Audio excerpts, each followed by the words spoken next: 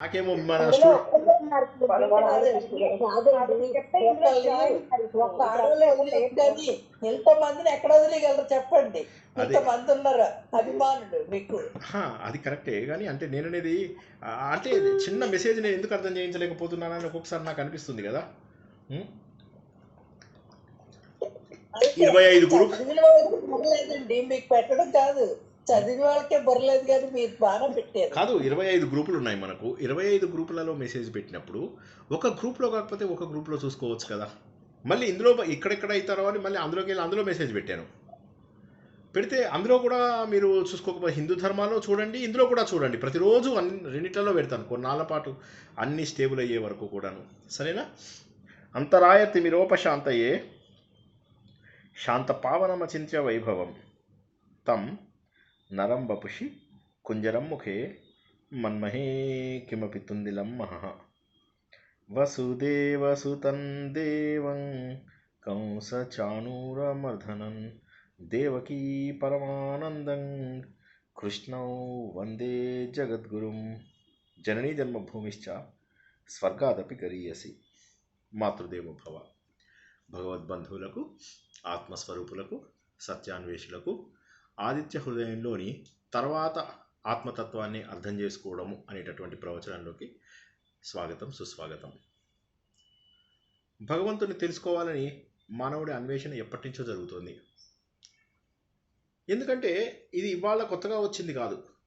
నాలాగా సడన్గా వైరాగ్యం వచ్చేసి ఇలా నా స్టూడెంట్స్ ఇలా ఉన్నారు అని చెప్పేసి భగవంతుని వెతకడం కోసం కూడా కాదు. అన్ని రకాలుగా కూడా తెలివితేటలు ఉన్నటువంటి జనాలు, ఋషులు, వీరంతా కూడా తపస్సు చేసి అసలు భగవంతుడు ఎలా ఉన్నాడో తెలుసుకుందాము. ఎందుకంటే ప్రతి ఒక్కరికి ఆశ్చర్యంగా ఉంది. ఏమిటి మాయ, ఏమిటి ప్రపంచం, ఎందుకు పుడుతున్నాం, ఎందుకు చనిపోతున్నాం. ఏముంది సార్, ఇలా బాగానే ఉంది కదా, డ్యాన్సులు చేస్తున్నాం ఇలాగా, ఇలా ఇలా అది చూస్తే రమ్యకృష్ణ పాటలాగా డ్యాన్స్ చేస్తున్నారు కానీ ఇంకా ఏదో భగవంతుడి గురించి డ్యాన్స్ చేస్తున్నట్టుగా అనిపించట్లేదు. సో ఇది కాదు అని చెప్పి గుర్తించాలి. ఏదో ఒక సమయంలో గుర్తించిన వాళ్ళు ఉన్నారు మన ఋషులు. ఎందుకు మనం పుడుతున్నాం, ఎందుకు పెరుగుతున్నాం, ఎందుకు శరీరం లోపల శక్తి తగ్గిపోతుంది, ఎందుకు ప్రతి అణువు కూడా కుంచుకుపోతుంది, ఎందుకు నా లోపల పూర్తి స్థాయిగా మానసికంగానూ శారీరకంగానూ ఆరోగ్యం కనిపించడం లేదు. అంటే మెంటల్ అండ్ ఫిజికల్. ఇక్కడ మనం గుర్తించాల్సింది ఏంటంటే ఒక స్థాయి తర్వాత మానసికంగా కూడా విసిగిపోతాం. ఆలోచించి అప్పుడు అనుకుంటారు ఏదో ఉంది, అయిపోయింది, తెల్ల జుట్టు వచ్చేసింది. ఇవాళ పొద్దున్న ఒక చోట ఎవరికో ఇన్విటేషన్ కార్డు ఇవ్వడానికి వెళ్తూ చెప్తున్నాను జనరల్గా, వెళ్ళాలండి ఆఫీస్ కంటే. మీరు ఇంకా పని చేస్తున్నారా అన్నారు. నన్ను చూస్తే నేను వాళ్ళు 70 ఏళ్ళు 80 ఏళ్ళు అనుకున్నట్టున్నారు. సో నేనేమో యంగ్గా ఉన్నాను ఇవాళ అని నేను అనుకున్నా. వాళ్ళేమో నన్ను ఇంకా 70 ఏళ్ళు 80 ఏళ్ళు అనుకున్నట్టున్నారు. సో దాంతో ఏమైపోయింది, నేను ఆశ్చర్యపోయాను. కరెక్టే పని చేస్తున్నానండి, ఏం చేస్తాను చెప్పండి, రెక్కాడితే కానీ డొక్కాడని బతుకు అని చెప్పి చెప్పుకున్నాను కోపంతో. సో ఇది ఇక్కడ మనం గుర్తించాల్సినటువంటి సత్యం ఏంటంటే దేవుడి గురించి అన్వేషణ మన శరీరంలో మార్పు వస్తున్నప్పుడు సమాజంలో వస్తున్నటువంటి మార్పులను చూస్తూ మనం మళ్ళీ ఒకసారి రీక్యాప్ చేసుకుని ఇంతవరకు 2వ అధ్యాయంలో జరిగి ఒకసారి మళ్ళీ సారాంశం చెప్పుకొని తర్వాత శ్లోకాలు చెప్తాము. 2వ అధ్యాయంలో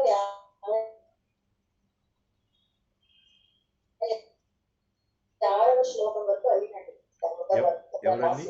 ఎవరు అది మాట్లాడుతున్నది? అతడు ధర్మాధకం పరమాత్మను శరణి శిష్యుడై తనని ఆ దుఃఖం నుంచి తనకు పరిష్కారం శ్లోకాలు భావాలు చెప్తున్నారు సార్. ఎవరు ఆన్లో మైక్ శ్లోకాలు భావాలు అని మీనింగ్ చెప్తున్నారు సార్. ఎవరో మైక్ ఆన్ లో ఎవరో జాయిన్ అయ్యారు సార్. భగవద్గీత సారంలో ఉంది. కరెక్టే, కానీ ఇందులో మ్యూట్ లో వెంకట చైతన్య అందరూ మ్యూట్ లోకి ఉండండి దయచేసి. అందరూ మ్యూట్ లోకి వెళ్ళండి. శరీరానికే గాని ఆత్మకు లేవు. ఆత్మ నిత్యము నిర్వికారము అవినాశి. శరీరాలు మారుతూ ఒకసారి గుర్తిస్తున్నారా ఎవరో అని? అందరూ మ్యూట్ లో ఉన్నట్టే ఉంది సార్. ఈరోజు భగవద్గీత మీనింగ్స్ క్లాస్ అనుకుంటా సార్. కరెక్టే, నాకు అది అర్థమైంది. కానీ అది మన గ్రూప్ లో మనకి ఎవరు మాట్లాడుతున్నారు? అందరూ మ్యూట్ లోనే ఉన్నారు. మీ దగ్గరలో ఏమైనా ఉండదు, మీరు మ్యూట్లో పెట్టుకోండి మీ ఒకసారి. దగ్గరలో ఏమైనా ఉందా? నా దగ్గరలో ఎవరు మాట్లాడరు. శరీరాలు అన్నమాట. పుట్టక ముందర మరణించిన తర్వాత అవి అవ్యక్తంగా ఉంటాయి. మధ్యలో తెలుగులో అయితే అందరి మ్యూట్లోనే ఉన్నారు సార్. అలా అసంభవం, అలా రావడం అసంభవం. ఆఫ్ చేసి ఆన్ చేయండి, అలా చేసి చూడండి సార్. మరి ఆఫ్ చేస్తే రికార్డింగ్ దెబ్బతింటుంది కదా. స్వరూపాన్ని కూడా తెలియజేశారు. ఇన్విజిబుల్ గా అలా ఉంటారా సార్? ఒక్కసారి మీకు అందరికి, మీరు అందరూ కామ్గా ఉండండి ఒకసారి. ఇప్పుడే చెప్పడం చూసారా, మళ్ళీ అవ్యక్తంగా వెళ్ళిపోతాయి. కాబట్టి వీటినే అనిత్యములు లేదా మిథ్య అని అంటారు. ఆభాస అని కూడా అంటారు.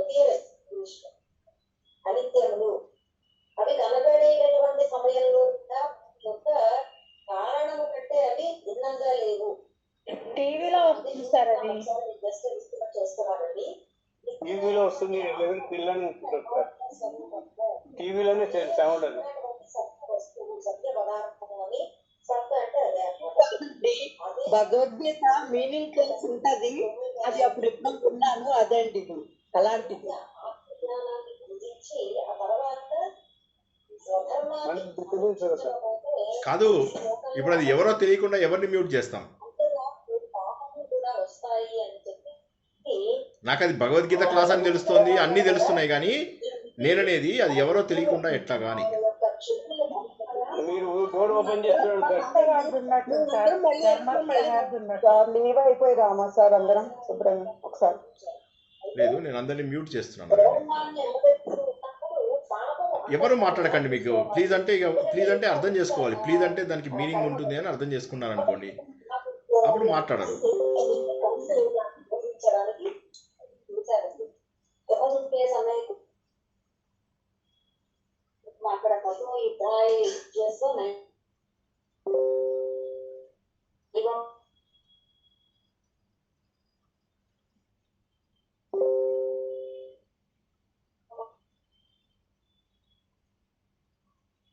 పాపం అవాప్సేతులు ఆ కర్మ యోగాన్ని గురించి ఉపదేశము ప్రార్థించారు. అప్పుడు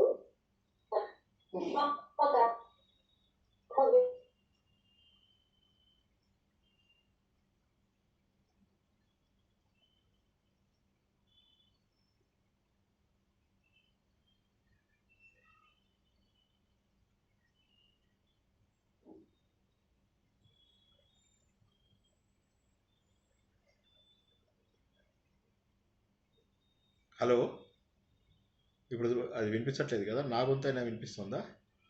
వినిపిస్తుంది సార్, వినిపిస్తుంది. ఇప్పుడు మీ వాయిస్ వినిపిస్తుంది సార్. ఆ వాయిస్ ఆగిపోయింది, అది ఆగిపోయింది. ఎవరు పాప అది అట్లా ఎవరో రెండు పెట్టుకొని వింటున్నారు సార్. అని, కానీ అది రావాలి కదా. ఎవరు మ్యూట్లో లేనో మరి తెలియదు కదా నాకు. అంటే అది అంటే సస్పెన్స్ సార్, అందరూ మ్యూట్ లో ఉన్నారు కానీ వినబడుతుంది. సమ్ నెట్వర్క్ లో ఏమన్నా ఇష్యూ ఏమో అర్థమవుతుంది, అయి ఉండొచ్చు. సరే, కాబట్టి భగవంతుడు అన్వేషణ, ఈ భగవంతుడు అన్వేషణ అనేటటువంటిది ఎప్పటి నుంచి ప్రారంభమైంది అనే విషయాన్ని తెలుసుకుంటున్నాం. భగవంతుడు ఎక్కడున్నాడు, ఎప్పుడున్నాడు, ఎలా ఉన్నాడు, ఈ సత్యాలు ఏవి కూడా తెలియకపోవడం వల్ల జనాలకు ఆశ్చర్యంగా ఉంది. దానికి ఏం చేశారు? కొంతమంది రూపం ఇచ్చారు, కొంతమంది నామం ఇచ్చారు, కొంతమంది ప్రకృతిని దేవతలుగా పూజించారు. కానీ కొంతమంది ఋషులు మాత్రము ఆలోచించారు. ఆలోచించి ఏం చేశారు వారు? ఈ ప్రకృతితో మనకి ఏదైనా సంబంధం ఉందా అనేటటువంటి దాన్ని గుర్తించడం మొదలెట్టారు. ప్రకృతితో సంబంధం ఉంది. ఏం సంబంధం ఉంది అనగానే మెల్లమెల్లగా కర్మలు చేయడం మొదలెట్టారు. అంటే యజ్ఞయాగాలు చేయడం మొదలెట్టారు. యజ్ఞయాగాలు చేయడం వల్ల ఏమవుతుంది? సరైన ఫలితాలు వస్తున్నాయి. ఉదాహరణకి యజ్ఞం చేయడం వల్ల వర్షాలు కురవడం లాంటివి వస్తున్నాయి.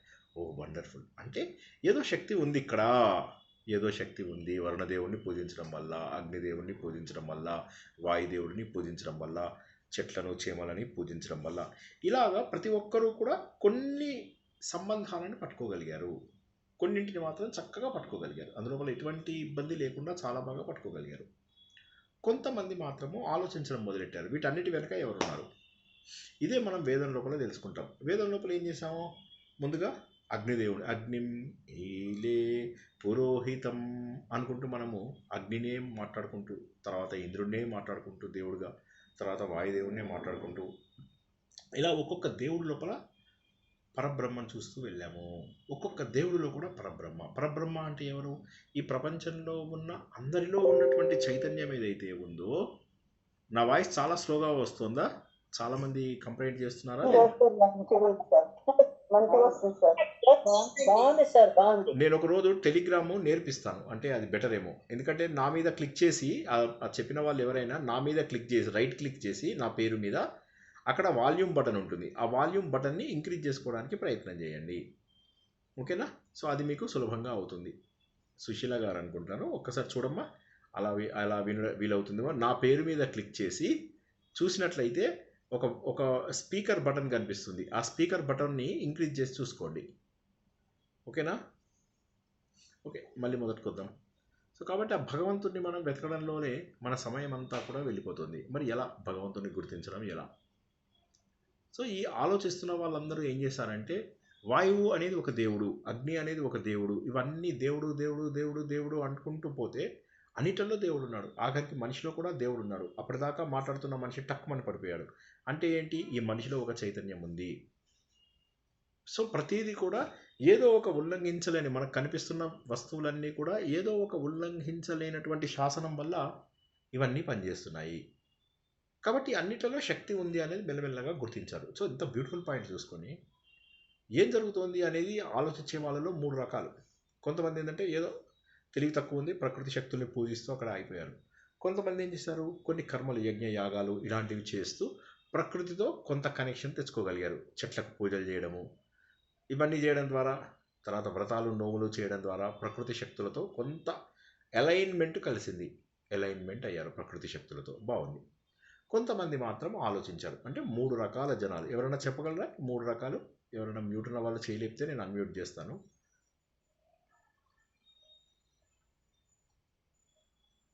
కొంతమంది కర్మలు చేశారు సార్, కరెక్ట్. ప్రకృతితో మమేకమై. కొంతమంది యజ్ఞాలు చేశారు. యజ్ఞమన్నా కర్మలన్నా ఒకటే.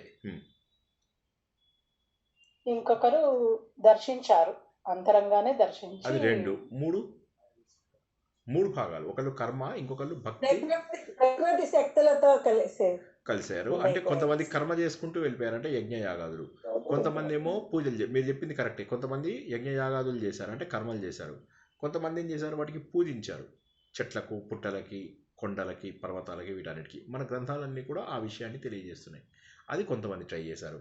కొంతమంది ఏం చేశారంటే ఆలోచించడం మొదలెట్టారు. ఆలోచించడం మొదలెడుతూ ఏం చేశారంటే అన్నింటిలో కూడా భగవంతుడు ఉన్నాడు, అన్నింటిలోపల కూడా చైతన్యం ఉంది అని చెప్పి గుర్తించారు. ఆ 3వ భాగమే మనం ఇప్పుడు నేర్చుకుంటున్నాం. ఆ 3వ భాగంలో ఎవరైతే సర్వత్రా భగవంతుడు అనే పరబ్రహ్మ అనేటటువంటి విశ్వ చైతన్యం అనేటటువంటి అందరిలో ఉన్న పరమ ఆత్మ, అందరిలో ఉన్నటువంటి జీవ ఆత్మ, విశ్వవ్యాప్తంగా ఉన్నటువంటి భగవంతుడి శక్తి, ఇవన్నీ ఒకటే. పరమాత్మ, పరబ్రహ్మ, వీరిద్దరికి తేడా ఏంటండి? వీరిద్దరిలో ఎవరెవరు తేడా? ఒక్కరే. జీవాత్మ, పరమాత్మ, ఈ వీటిలో తేడా జీవాత్మ పరమాత్మలో అన్నీ ఒకటే.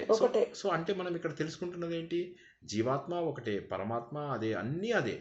అలాగా అన్నీ అదే అయినప్పుడు వీటికి మనం రకరకాల పేర్లతో పిలుచుకుంటున్నాం, అంతేగాని పరబ్రహ్మ అనేవాడు ఒక్కడే ఉన్నాడు. ఆ పరబ్రహ్మ అనేటటువంటి వాడి యొక్క శక్తి కిందనే ఈ ప్రపంచం అంతా కూడా నడుస్తుంది అని చెప్పేసి అత్యద్భుతంగా గుర్తుపట్టారు.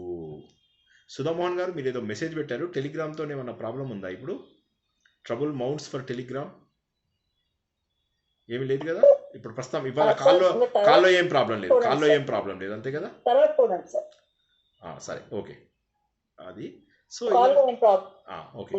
సో కాబట్టి ఇప్పుడు మనం తర్వాత ఏం నేర్చుకుంటాం? ఆదిత్య హృదయం అనేటటువంటిది మహోన్నతమైనటువంటిది. ఇందులోపల జీవితంలో వస్తున్నటువంటి కష్టాలన్నీ కూడా మనం ఇదే చేసుకుంటున్నాం. ఏ కష్టం వచ్చినా కూడా ఇది నాకు వచ్చినటువంటి కష్టము, ఈ కష్టానికి ఇంకా నాకు సొల్యూషన్ రావాలి. కష్టం వచ్చింది అంటే సొల్యూషన్ కూడా ఉంటుంది. ఈ ప్రపంచంలో ఏ తాళము కూడా చెవి లేని తాళం చెవి ఉండదు, తాళం చెవి ఉండి తీరుతుంది. లాక్ అండ్ కీ ఉన్నప్పుడు ఖచ్చితంగా కీ తయారయ్యే వస్తుంది. కాబట్టి సమస్యకు పరిష్కారం లేదే భగవంతుడు ఈ ప్రపంచం లోపల ఏ వస్తువుని పుట్టించడు. జ్వరం వచ్చింది, జ్వరం తగ్గుతుంది 4 రోజులు 5 రోజులు. ఇలా ట్యాబ్లెట్ వేసుకోగానే అలా తగ్గాలంటే ఎట్లాగా? తగ్గదు. కానీ మనకు సమస్య వచ్చినప్పుడు ఏంటంటే ఇమీడియట్గా పరిష్కారం కావాలి. సో కాబట్టి ఏమవుతుందంటే మన ఆలోచన ధోరణి వల్ల ప్రతి సమస్యని నెత్తి మీద వేసుకుంటాం, మానసికంగానూ శారీరకంగానూ కృంగిపోతాం. ఇది మొదటి కేసు. కేస్ 2 ఏంటంటే కొంతమంది పోరాడి పోరాడి పోరాడి పోరాడి పోరాడి ఇక చివరికి విసిగిపోతారు. అది రెండవ కేసు. మూడవది అసలు ప్రయత్నమే చేయరు. నాలుగవది ఇది భగవంతుడి యొక్క ఆలోచన, భగవంతుడు యొక్క కర్మ ఫల ప్రదాత అనే పేరుకు తగ్గట్టుగా ఆయన చేస్తున్నటువంటి కార్యాలు, ఆయన లీలలు అని తెలుసుకున్న వాళ్ళు నాలుగో రకం వాళ్ళు. ఆ నాలుగో రకమైనటువంటి దారిలోకి వెళ్ళాలి. అయితే ఈ రెండవ రకం ఎవరైతే పని చేసి చేసి చేసి చేసి అలసిపోతారో, అంటే మొదటి వాళ్ళు ఏంటంటే పని రాగానే భోరు నేర్చేస్తారు, కష్టం రాగానే భోరు నేర్చేస్తారు, వదినా నీకేం చెప్పమంటావు అనుకుంటూ ఏడ్చేస్తూ ఉంటారు. సెకండ్ కేటగిరీ వాళ్ళు ఏంటంటే పాపం పోరాడి పోరాడి పోరాడి అలసిపోతారు. ఇప్పుడు మన రాముడు ఆ కేటగిరీలో ఉన్నట్టుగా మనకు గ్రంథంలో తెలుస్తుంది. ఏమని? రాముడు అలసిపోయాడు, శారీరకంగాను మానసికంగాను అలసిపోయాడు. సో మళ్ళీ ఏదో మెసేజ్ వచ్చిందా? ఏం లేదు, ఓకే. సో కొద్దిసేపు ఏం మెసేజ్లు పెట్టకండి, ఏమైతే అదైంది. తర్వాత అంటే నేను డిస్టర్బ్ అవుతున్నాను కొద్దిసేపు. ఇవాళ అసలు బాగాలేదు కదా మనకు, ఫస్ట్ డే కాబట్టి ఇంకా కాస్త కన్ఫ్యూజన్గా ఉంది టెలిగ్రామ్లో after a very long time. So కాబట్టి ఇక్కడ ఏమవుతుంది, ఏదో జరిగింది, భగవంతుడు అనేవాడు ఉన్నాడా లేదా అనే ఆలోచన రాదు మనకు కష్టం వచ్చినప్పుడు. రాముడి విషయంలో అలాగే అలసిపోయి ఉన్నాడు. ఇటు రావణాసురుడు చూస్తే యుద్ధంకి రాలేదు, హ్యాపీగా ఎంజాయ్ చేస్తున్నాడు. తమ్ముళ్ళని వాళ్ళని వీళ్ళని పిలిపించాడు, వాళ్ళందరూ పోరాడారు. చివరికి ఒక్కసారి వచ్చాడు, రాముడి చేతిలో తన్నులు తిన్నాడు, మళ్ళీ పోయాడు, మళ్ళీ రెడీగా వచ్చేసాడు. ఈ లోపల రాముడు అలసిపోతున్నాడు పాపం. రాముడు అలసిపోయి ఉన్నాడు, మానసికంగా శారీరకంగా అలసిపోయాడు. ఇటు మొత్తం టీం మొత్తాన్ని లీడ్ చేయాల్సినటువంటి బాధ్యత తన పైన ఉంది. భార్య దూరంగా ఉంది, ఎన్నో రోజులుగా వేదనని అనుభవిస్తున్నటువంటి రాముడు ఆ సమయంలో అగస్త్యుని దూరంగా వస్తూ చూశాడు. ఆయనను చూడగానే ఈయనకు ప్రాణం లేచొచ్చింది. ఆయన రావడమే రామ రామ మహాబాహో, రామ రామ మహాబాహో, శృణు గుహ్యం సనాతనం, ఏన సర్వాన్ అరీన్ వత్స సమరే విజయిష్యసి. రామ, నువ్వు శక్తివంతుడవు, నువ్వు సర్వశక్తిమంతుడవు, నీకు ఏ విధమైనటువంటి ప్రాబ్లం కూడా లేదు, నువ్వు సర్వశక్తిమంతుడవు. రామ, నువ్వు మహాబాహో, నీకు నీలో ఉన్న శక్తిని తెలుసుకోవాలంటే సూర్యుని చూడు. ఆ సూర్యుడిలో ఏదైతే చైతన్యం ఉందో అది నీలో ఉంది. ఆదిత్య హృదయం, ఆదిత్య హృదయం. ఆదిత్యుడిలో ఏదైతే చైతన్యం ఉందో అది నీకు హృదయంలో ఉంది. ఈ హృదయంలో ఉన్నటువంటి భగవంతుడు నీ నాభిస్థానం నుంచి 8 అంగుళాలలోనూ, సహస్రారం నుంచి 8 అంగుళాలలోనూ ఉన్నాడు. ఇదే విషయాన్ని పురుష సూక్తంలో తెలుసుకున్నాము. కాబట్టి నువ్వు బెంగపడవలసినటువంటి అవసరం లేదు. అన్ని యుద్ధాలలో కూడా నువ్వు గెలుస్తావు, వచ్చినటువంటి సమస్యలు అన్నిట్లలో గెలుస్తావు అని చెబుతూ భగవంతుడే పరబ్రహ్మ అంటే ఆయననే పరమాత్మ, అందరు దేవతా స్వరూపమైన సర్వదేవాత్మకో హేష, ఆయన అందరు దేవతల యొక్క రూపము అంటూ ఆయన యొక్క కిరణాల యొక్క గొప్పతనాన్ని చెప్తున్నాడు. ఆయననే వర్షం కురిపిస్తున్నాడు, ఆయననే బ్రహ్మ, ఆయననే విష్ణువు, ఆయననే శివుడు, ఆయననే సర్వదేవతలు.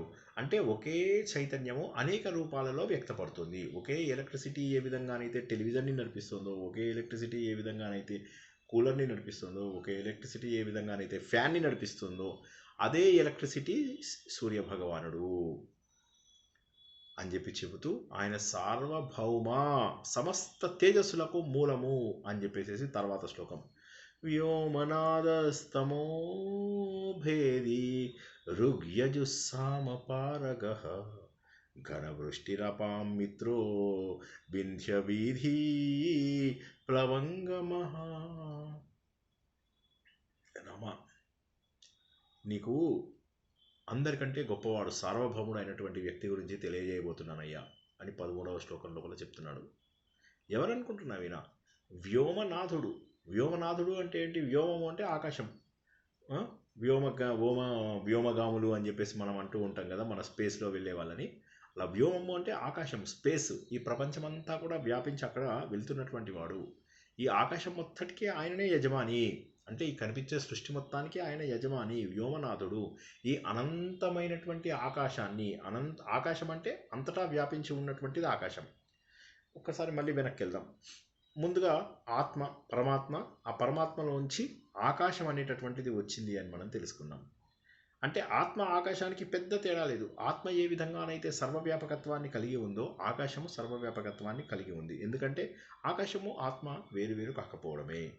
ఇప్పుడు ఏమవుతుంది ఇక్కడ, ఈ సర్వవ్యాపకత్వమైనటువంటి ఆకాశం అంతా ఏదైతే ఉన్నదో దానికి నాథుడు మన వ్యోమనాథుడు అనేటటువంటి సూర్య భగవానుడు.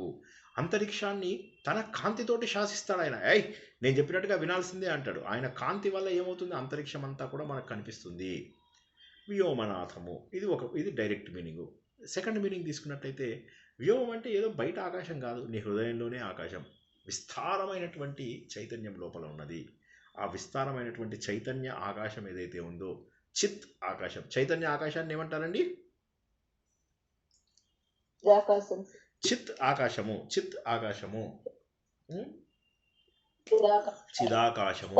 చిదాకాశము. కాబట్టి ఏమవుతుంది, ఈ వ్యోమనాథుణ్ణి నువ్వు గుర్తుపెట్టుకుంటే నీకు ఆలోచనలు వస్తాయి, ఆలోచనలు పోతాయి. వాటిని గమనించేటటువంటి ఒక స్థాయి నీకుంది, అన్నింటినీ సాక్షిభూతంగా చూడడము అని. మొన్న నాకు చెప్పారు, సార్ మా ఆయన సాక్షిభూతం సార్ అని. నేను ఎందుకమ్మా సాక్షిభూతం అంటున్నావు ఏంటి అంటే ఏం లేదు సార్, ఏ పని నేను ఎంత కష్టపడుతున్నా అలా చూస్తూ ఉంటారు అంతే, ఆయన ఏమీ నాకు సహాయం చేయరు. నేను దాన్ని సాక్షి అను, భూతం ఎందుకంటే ఆయన భూతమే సార్ అని ఆవిడ కాన్ఫిడెంట్గా చెప్తున్నారు. బాగుందండి ఎగ్జాంపుల్. సాక్షిభూతం అంటే మీకు అర్థమైందా ఇప్పుడు? సాక్షిగా ఉండే భూతము.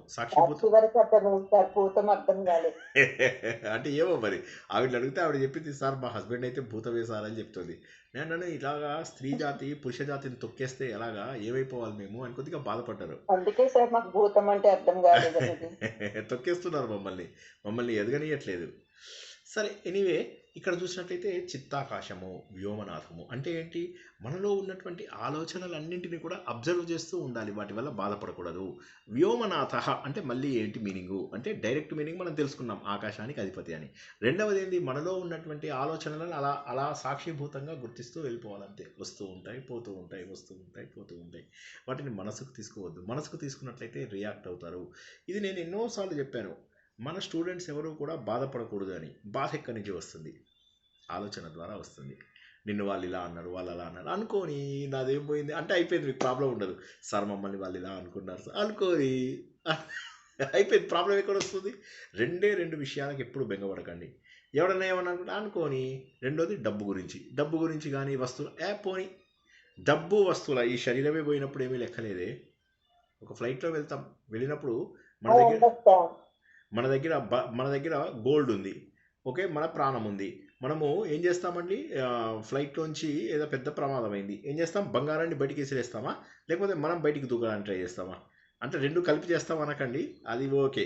అది కాకుండా బంగారాన్ని బయట పడేస్తారా లేకపోతే మీరు బయటికి దూకేస్తారా? ముందు ప్రాణం మనమే చేస్తాం. కాబట్టి ఈ ప్రపంచంలో మనము ముఖ్యము, వస్తువులు ముఖ్యం కాదు. ఈ పాయింట్ అర్థమైందా అండి అందరికీ? ఎవరైనా వ్యోమనాథ అంటే డైరెక్ట్ మీనింగు, తర్వాత అంతరార్థము ఒకసారి ఎక్స్ప్లెయిన్ చేయండి. ఎవరు ఎక్స్ప్లెయిన్ చేస్తారు? నేను చెప్పిన దానికి ఎవరైనా ఒకసారి ఎక్స్ప్లెయిన్ చేయగలుగుతారా?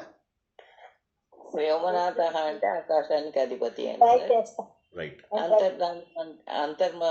ఇది అంటేనేమో మనము ఏదైతే ముఖ్యమో దాన్ని మాత్రమే ఉపయోగించుకోవాలి. ఇప్పుడు ఎగ్జాంపుల్ మీరు చెప్పినట్టు విమానానికి ఏదైనా ప్రాబ్లం అయితే మనం దూకుతాం కానీ బంగారాన్ని ముందు దూకం. కరెక్ట్, అంటే కరెక్ట్. ఇంకెవరైనా జై శ్రీకృష్ణ. చెప్పమ్మా. చెప్తాను సార్. వ్యోమనాథ అంటే చితాకాశం అని చెప్పారు. ఒక్క నిమిషం ఆవిడ చెప్తున్నారు. ఆవిడ చెప్పిన తర్వాత చితాకాశం అని చెప్పారు. రైట్. ఇక రెండో పాయింట్ వచ్చి మనలోని సాక్షిభూతంగా చూస్తూ వస్తుంది. చెప్తున్నానండి. రైట్. ఒకరి తర్వాత ఒకరు చెప్పండి. సుధామోహన్ గారు చెప్పండి. నన్ను చెప్పనివ్వట్లేదు సార్. చెప్పండి, పర్లేదు, ఇప్పుడు చెప్పండి, తర్వాత ఓకే సార్. అంటే ఇక్కడ మిమ్మల్ని ఇలా పెట్టుకొని మీరు అంటే సూర్యుడు. మీరు ఎట్లా ఉందంటే హెడ్ మాస్టర్కి స్కూల్ లోపల క్లాస్ లోపల పెన్సిల్ గుద్దుకుంటే కంప్లైంట్ చేస్తారు కదా, అట్లా కంప్లైంట్ చేసుకుంటే రేపు మిమ్మల్ని అందరినీ నమ్మి నేను ఏ ఉత్తరకాశీకో తీసుకెళ్ళాను అనుకోండి, సార్ నా సీట్లో కూర్చుంది సార్, రోజు నేను ఇక్కడే కూర్చునేదాన్ని సార్ 5 రోజులుగా, మిగిలిన 2 రోజులు అక్కడే కూర్చుందాం అనుకుంటారా, లేకపోతే జుట్లు పట్టుకుంటారా? ఏం చేస్తే బాగుంటుంది అంటారు చెప్పండి. ఏమి అనుకోను సార్, మీరే చెప్తే అది వింటా ఉంటాం సార్. ఓకే, నేను జస్ట్ జోక్ చేశారు, ఏమనుకోవద్దు. సుధామోహన్ గారు చెప్పండి. సారీ సార్, రమణ మహర్షి ఆశ్రమంలో అంతటికి ఎలాంటి జంతువులకి వైరం లేకుండా ఎలా ఉంటుందో మీ దగ్గర అందరం అలాగే ఉంటాం సార్. Wonderful wonderful. చెప్పండి. సారీ మేడం, సుధామోహన్ మేడం చెప్పండి. చిదాకాశ్ ముందు డైరెక్ట్ మీనింగ్ చెప్పండి. వ్యోమనాథుడు అంటే డైరెక్ట్, నేను అడిగిన దానికే జవాబు చెప్పండి. వ్యోమనాథుడు అంటే డైరెక్ట్ మీనింగ్ అంటే సూర్య భగవానుడు, కాదు. అంటే వ్యోమనాథుడు అంటే సూర్య భగవానుడు. సూర్య భగవాన్ అంటే డైరెక్ట్ మీనింగ్ ఏంటి? వ్యోమనాథ, ఆకాశానికి అధిపతి. ఆకాశానికి ఆకాశానికి అధిపతి. రైట్, అది డైరెక్ట్ మీనింగ్. ఇప్పుడు ఆయన ఆకాశానికి అధిపతి, కరెక్ట్. డైరెక్ట్. మన హృదయం ఉన్న ఆకాశాన్ని చిదాకాశం అంటారు. రైట్, ఆలోచనలో సాక్షిభూతంగా కరెక్ట్, అంతే, కరెక్ట్ చూస్తూ చెప్తున్నారు. ఉండాలి. దానిని మనం మన మీద అన్వయించుకోకూడదు అంతే, అన్నది ఒక meaning మనం చెప్పారు తీసుకోకూడదు. అంతే తత్వంలోని. అంతే, అదే చిత్తాకాశం. అదే మనం ఏంటంటే ఒకటేమో ఆ, డైరెక్ట్ గా చెప్పండి సార్. ఆకాశానికి డైరెక్ట్ అందుకే నేను చెప్తానన్నాను సార్, నేను తప్పుగా లేదు చెప్పేసారు, కరెక్టే చెప్పారు. ఇప్పుడు ఏంటంటే ఆకాశానికి అధిపతి అనేది డైరెక్ట్ మీనింగ్, కానీ మనం డైరెక్ట్ మీనింగ్ తో నాగం కదా. రెండో మీనింగ్ ఏంటంటే మన లోపల ఉన్నటువంటి ఆ చిదాకాశాన్ని మనం చూడాలి. సో వ్యోమనాథుడు ఎక్కడున్నాడు? ఇక్కడ, అక్కడ ఒకటి చెప్పాలి, ఇక్కడ ఒకటి చెప్పాలి. గుర్తుంచుకోండి అందరూ ఒకటే. ఒక బండ గుర్తు చెప్తా, ఒక బండ గుర్తు చెప్తా. నేను ఆదిత్య హృదయం నా మొదటి క్లాస్ నుంచి మీరు ఇప్పటి వరకు ఫాలో అయితే, ఒకటి అక్కడ ఎగ్జాంపుల్, ఒకటి ఇక్కడ ఎగ్జాంపుల్ చెప్తున్నా కథం. మీకు ఇది ఈ టెక్నిక్ మీరు ఆలోచించండి. ఇప్పుడు ఏమవుతుందంటే మీరు ఆల్రెడీ చక్కగా ఒక స్థాయికి వచ్చారు కాబట్టి ఇలా ఆలోచించడానికి ట్రై చేయండి. Okay, wonderful. అయినా బాగా చెప్పారు. ఇప్పుడు రెండవది తమస్సుని భేదించేవాడు, తమో భేది. తమస్సుని భేదించేవాడు. తమస్సు అంటే చీకటి. ఓకే, తమో భేది అంటే ఏంటి? తమస్సు అంటే చీకటిని చీల్చుకొని వచ్చేసేవాడు. తెల్లవారుజామున మనకు ఆయన రాగానే చీకటి వెళ్ళిపోతుంది. ఇది ఇప్పుడు బాహ్య చీకటి, ఇది ఆయనకు చెప్పాం. ఇప్పుడు ఇక్కడిది చెప్పాలి కదా. ఇప్పుడు ఎవరన్నా ట్రై చేయండి. తమో భేది నేను చెప్పట్లేదు, రెండో మీనింగ్ నేను చెప్పట్లేదు. అజ్ఞానాన్ని పోగొట్టేవాడు. బస్ అజ్ఞానాన్ని తొలగించడం కదా. అంతే, అజ్ఞానాన్ని తొలగించేవాడు. అజ్ఞానం ద్వారా అవగాహన వస్తుంది. రైట్ అంటే జ్ఞానం ద్వారా అవగాహన వస్తుంది. రైట్. జ్ఞానం ద్వారా అవగాహన వస్తుంది, స్పష్టత వస్తుంది. చక్కగా చెప్పారు. కాబట్టి అక్కడ ఒకటి సూర్యుడు వలన అన్ని సందేహాలు మనకి తొలగిపోతాయి సార్. వండర్ఫుల్. సూర్య భగవానుడు వల్ల మనకి అన్ని సందేహాలు తొలగిపోతాయి, ఎస్, జ్ఞానం వస్తుంది. వండర్ఫుల్. ఆయనలో అక్కడ ప్రకాశించే సూర్యుడు మనలో ఉన్నాడని గుర్తిస్తే మన అజ్ఞానం పోతుంది. అంతే. సో కాబట్టి ఏంటంటే ఇది ఇప్పుడు ప్రతిదానికి కూడా నేను చెప్పేదల్లా మీరు గుర్తుంచుకోండి. ఆదిత్య హృదయం, ఆయన గురించి ఒకటి చెప్తున్నాను, మన హృదయం గురించి ఒకటి చెప్తున్నాను. అదే అన్నమాట. ఓకేనా. నెక్స్ట్ ఇప్పుడు ఋగ్ యజు సామ పారగః. డైరెక్ట్ మీనింగ్ ఋగ్ యజు సామ పారగః అంటే ఏంటి? ఋగ్వేదము, యజుర్వేదము, సామవేదము. మనకి 4 వేదాలు ఉన్నాయి కదా సార్ అంటే మీ అందరికీ చెప్పాను. ముందు అధర్వణ వేదాన్ని పూర్తి స్థాయి వేదంగా తీసుకోలేదు. ఒకటి, అధర్వణ వేదం అనేది ఒక వేద స్థాయిలో లేకుండేది, అది ప్రాక్టికల్ నాలెడ్జ్ని చాలా ఇస్తుండేది. అయితే తర్వాత ఏమైందంటే అధర్వణ వేదము ఒక పూర్తి స్థాయి స్వతంత్ర వేదంగా ఎదిగింది. ఇది నేను ఇంతకుముందు చెప్పిందే మళ్ళీ రిపీట్ చేస్తున్నాను. అయితే ఎలా వచ్చింది? ఋగ్వేదంలోంచే యజుర్వేదము, ఋగ్వేదంలోంచే సామవేదం కూడా వచ్చింది. ఋగ్వేదంలో మంత్ర రూపంలో ఉంటాయి, యజుర్వేదం లోపల యజ్ఞయాగాదుల రూపంలో ఉంటాయి, సామవేదం లోపల పాటల రూపంలో ఉంటాయి. ఈ 3 కూడా మెయిన్. ఇంకా అంటే ఋగ్వేదమే మనకు మెయిన్. అయితే అధర్వణ వేదం తర్వాత స్వతంత్ర వేదంగా ఆవిర్భవించింది, కానీ దానికి వేదం స్టేటస్ రాలేదు. వేదము అనడానికి కొన్ని ఋగ్వేద శ్లోకాలు కంపల్సరీగా దానికి యాడ్ చేయవలసి వచ్చింది. అప్పుడు ఏం చేశారంటే ఋగ్వేదంలో ఉన్నవి, ఉదాహరణకు పురుష సూక్తం ఉందనుకోండి, దాన్ని తీసుకొచ్చి చదువు కలిపారు. కొంత ఎగ్జాంపుల్ చెప్తున్నా. అలాంటి కొన్ని సూక్తములు తీసుకొచ్చి కలిపిన తర్వాత అప్పుడు మనము అధర్వణ వేదాన్ని కూడా వేదం అన్నాం. అయితే ఇప్పుడు ఆదిత్య హృదయం మనకు అందించినటువంటిది రామాయణ కాలంలో. అప్పుడు త్రయీ విద్య అనేవాళ్ళు. ఏమంటారు? త్రయీ అంటే 3 విద్యలు మాత్రమే అన్నమాట. ఆ 3 విద్యల లోపల మనకు ఋగ్వేదము, యజుర్వేదము, సామవేదము. సూర్యుడు వేద స్వరూపుడు. ఓకే, ఓంకారము ఆ ఉ మా, ఈ 3 యొక్క స్వరూపుడు. ఒకటి ఋగ్వేదము, ఒకటి యజుర్వేదము, ఒకటి సామవేదము. ఈ 3 ద్వారానే మనకు జ్ఞానము కలుగుతుంది. ఇప్పుడు ఇక్కడ మనకు పొద్దున్న పూట వెళ్తుండేమో ఋగ్వేదం అంటారని ఇంతకుముందు చెప్పుకున్నవే, మనం చాలా ఏళ్ళ కింద చెప్పుకున్నవే, చాలా ప్రవచనాల్లో చెప్పుకున్నాం.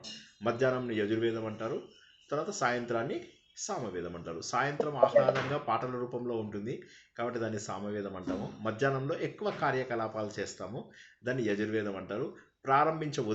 ఉదయించే సూర్యుడు మంత్రతంత్రాలకు ఎక్కువగా, అందుకే పొద్దున పూట గాయత్రి మంత్రాలు అవి ఎక్కువ చేస్తారు. మార్నింగ్ టైం లోపల దాన్ని ఏమంటారు, బ్రహ్మ ముహూర్తం నుంచి మొదలెట్టుకుని తర్వాత కొన్ని గంటల పాటు, ఒక 2-3 గంటల పాటు ఉదయించే సూర్యుడు సమయంలో మంత్రములకు ఎక్కువ శక్తి ఉంటుంది. మళ్ళీ ఒకసారి చెప్తాను, అర్థమైందా? ఇంకొకసారి పోనీ చెప్పమంటారా అందరికీ?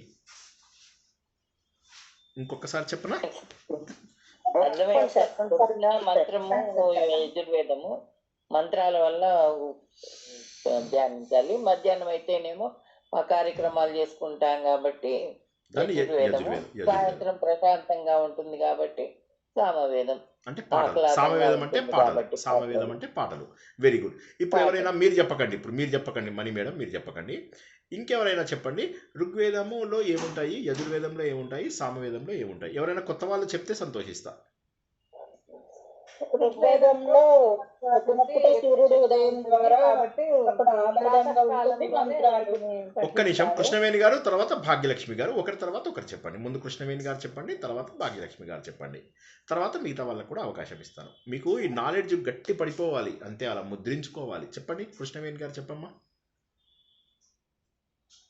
సూర్యుడు ఉదయం ద్వారా మనకు ఆ శక్తి ద్వారా మంత్రశక్తి ఎక్కువగా ఉంటుంది కాబట్టి అప్పుడు ఉదయం టైంలో సామవేదము, మధ్యాహ్నంలో మన అన్ని కార్యకలాపాలు ఋగ్వేదం ఉదయం. కరెక్ట్ అమ్మా, చెప్పండి. మంత్రశక్తి ఋగ్వేదం సార్. మధ్యాహ్నం ఏమో మనం అన్ని కార్యకలాపాలు చేసుకుంటాం కదా, అప్పుడు యజుర్వేదం. Very good. సాయంత్రం ఏమో చల్లగా ప్రశాంతంగా ఆహ్లాదంగా ఉంటుంది కాబట్టి అప్పుడు పాటల రూపంలో సామవేదం. Very good, very good. ఇంకా ఇప్పుడు నెక్స్ట్ ఇంకొకళ్ళు చెప్పండి, ఋగ్వేదంలో ఏముంటుంది? ఇప్పుడు మన ఈ ఉదయము, మధ్యాహ్నము, సాయంత్రము కాకుండా నెక్స్ట్ ఇందాక ఎవరు చెప్పమన్నాను? భాగ్యలక్ష్మి మేడం, మీరు చెప్పండి. ఋగ్వేదంలో ఏముంటాయి, యజుర్వేదంలో ఏముంటాయి, సామవేదంలో ఏముంటాయి? ఋగ్వేదంలో ప్రాతకాలంలో అప్పుడే సూర్యుడు ఉదయించుతూ ఉంటాడు కాబట్టి ప్రశాంతంగా ఉంటుంది కాబట్టి మంత్రతంత్రాలకు ఎక్కువ శక్తి ఉంటుంది కాబట్టి ఆ టైంలో ఎక్కువ పూజలు కానీ యజ్ఞయాగాదులు అలాంటివన్నీ ఆ టైంలోనే జరుగుతాయి. తర్వాత మధ్యాహ్నం పూట మన దినచర్యలు అన్నీ చేసుకునేది, కార్యకలాపాలు ఇవన్నీ ఆ టైంలో జరుగుతాయి కాబట్టి అప్పుడు యజుర్వేదం ఉంటుంది. సాయంత్రం మళ్ళా తిరిగి ప్రశాంతంగా పక్షులు ఇవన్నీ తమ తమ గూళ్ళకు చేరుకోవడము, మానవ జాతి కూడా సమస్యలోకి వెళ్ళిపోతూ ఉంటారు. ఆహ్లాదకరమైన సమయం కాబట్టి ఆ టైంలో గానము, సంగీతానికి వాటికి ఎక్కువ ఉంటుంది. ఓకే, మీరు ఒక్క తప్పు చెప్పారు. ఆ తప్పు ఎవరైనా చెప్పగలరా? మీరు మాట్లాడకండి. ఇంకెవరైనా తప్పు ఆవిడ చెప్పిన తప్పు ఏదో చెప్పారు. లక్ష్మి గారు చెప్పండి. మాట్లాడిన వాళ్ళు కాకుండా లక్ష్మి గారు, తర్వాత ఫణి మేడం. ఒకసారి ఋగ్వేదంలో ఏముంటుంది, యజుర్వేదంలో ఏముంటుంది, సామవేదంలో ఏముంటుందో చెప్పండి. సూర్యుడిని పక్కన పెట్టేసి రజని చెప్పండి. రజని గారు చెప్పండి. రజని కోటే. ఋగ్వేదంలో మంత్రాలతో ఉంటుంది సార్, యజుర్వేదంలో యజ్ఞ యాగాలతో కరెక్ట్, సామవేదంలో గాన రూపంలో ఉంటుంది, వెరీ గుడ్, అధర్వణ వేదంలో ఆచరణ రూపంలో ఉంటుంది సార్. కాబట్టి అధర్వణ వేదం అనేది వేదమా, వేదం కాదా చెప్పమ్మా రజని కోటేష్. వేదము, అధర్వణ వేదం అనేది వేదమే సార్.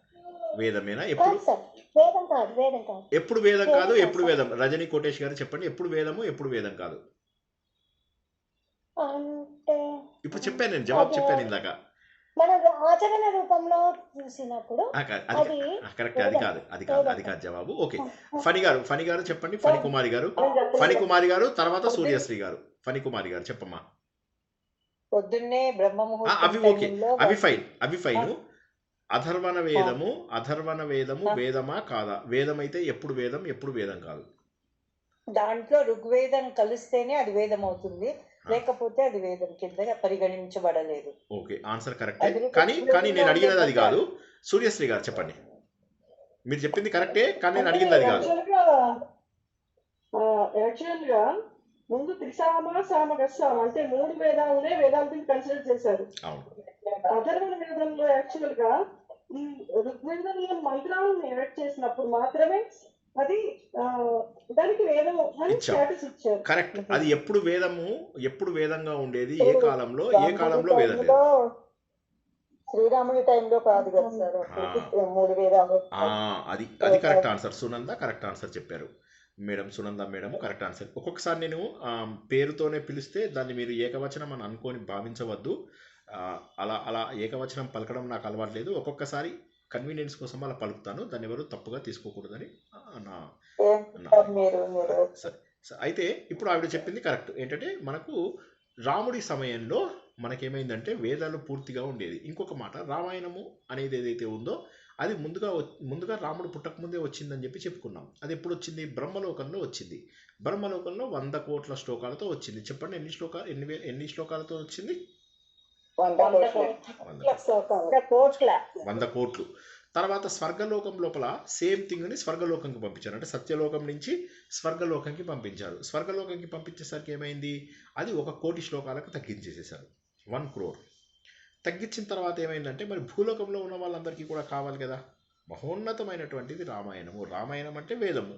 కాబట్టి ఏంటి, ఇప్పుడు మనం అందరినీ వేదాలు నేర్చుకోండి అని చెప్తాం. ఏంటి వేదాలు అంటే అందరూ వేదాలు నేర్చుకోగలరా? లేదు. కాబట్టి ఏం చేస్తాము, ఏమొద్దయ్యా రామాయణం చదువుకో లేదా భారతం చదువుకో అంటాం. అవి కూడా మనం ఏం చేస్తాము, ఎన్టీ రామారావు తీసిన రామాయణమో భారతమో చదువుతాం, తప్పులు అర్థం చేసుకుంటాం. సార్ వాలిని ఎలా దెబ్బ కొట్టాడు సార్, లేకపోతే ఆయన ఎంత మాట అన్నాడు సార్, సీతని నువ్వు వెళ్ళిపోయి విభీషణుడితో ఉండు, లేకపోతే భరతుడితో ఉండు, లేకపోతే లక్ష్మణుడితో ఉండు అంటాడు. ఆ మాట తప్ప ఒప్ప చెప్పండి. ఇప్పుడు ఈయన అన్నమాట రాముడు అంటాడు. వాల్మీకి రామాయణం తప్పేనా? కానీ తప్పు కాదు. అందులోపల ఎందుకు తప్పు కాదో చెప్తాను వినండి. ఆయన ఏంటంటే విభీషణుడు కానీ లక్ష్మణుడు కానీ తర్వాత ఇంకొకళ్ళు ఎవరు, సుగ్రీవుడు కానీ, వీళ్ళు భక్తులు. కష్టంలో ఉన్నప్పుడు ఒక ఆడది తన భక్తుల దగ్గరికి, తన యొక్క అన్నదమ్ముల దగ్గరికి, సోదరుల దగ్గరికి వెళ్తుంది. ఎప్పుడు కూడా కష్టం వచ్చినప్పుడు. పూర్వకాలం లోపల కూడా ఇప్పుడు మీరు సూరి నాగమ్మ గురించి తెలుసు కదా మీ అందరికీ. ఆవిడకి పాపం చిన్నప్పుడే 10 ఏళ్ళకి 9 ఏళ్ళకి పెళ్ళయింది. 11 ఏళ్ళకి ఆవిడ భర్త వెళ్ళిపోవడం జరిగింది. అందువల్ల ఆవిడకి అసలు ఏమిటి జీవితం అని తెలిసే లోపలే పాపం ఆవిడకి వైధవ్యం వచ్చిందన్నమాట. సరే, ఆ సమయంలో అన్నగారే ఆమెని ఎలా అయినా, మరి ఇప్పుడు ఆ రోజుల్లో ఇలా రెండవ వివాహం అవి ఉండేవి కాదు. కావడం వల్ల ఏమైందంటే అన్నగారికి పాపం చెల్లెలంటే చాలా ప్రేమ ఉంది. 11 ఏళ్ళకి ఏంటండి క్రూరత్వం.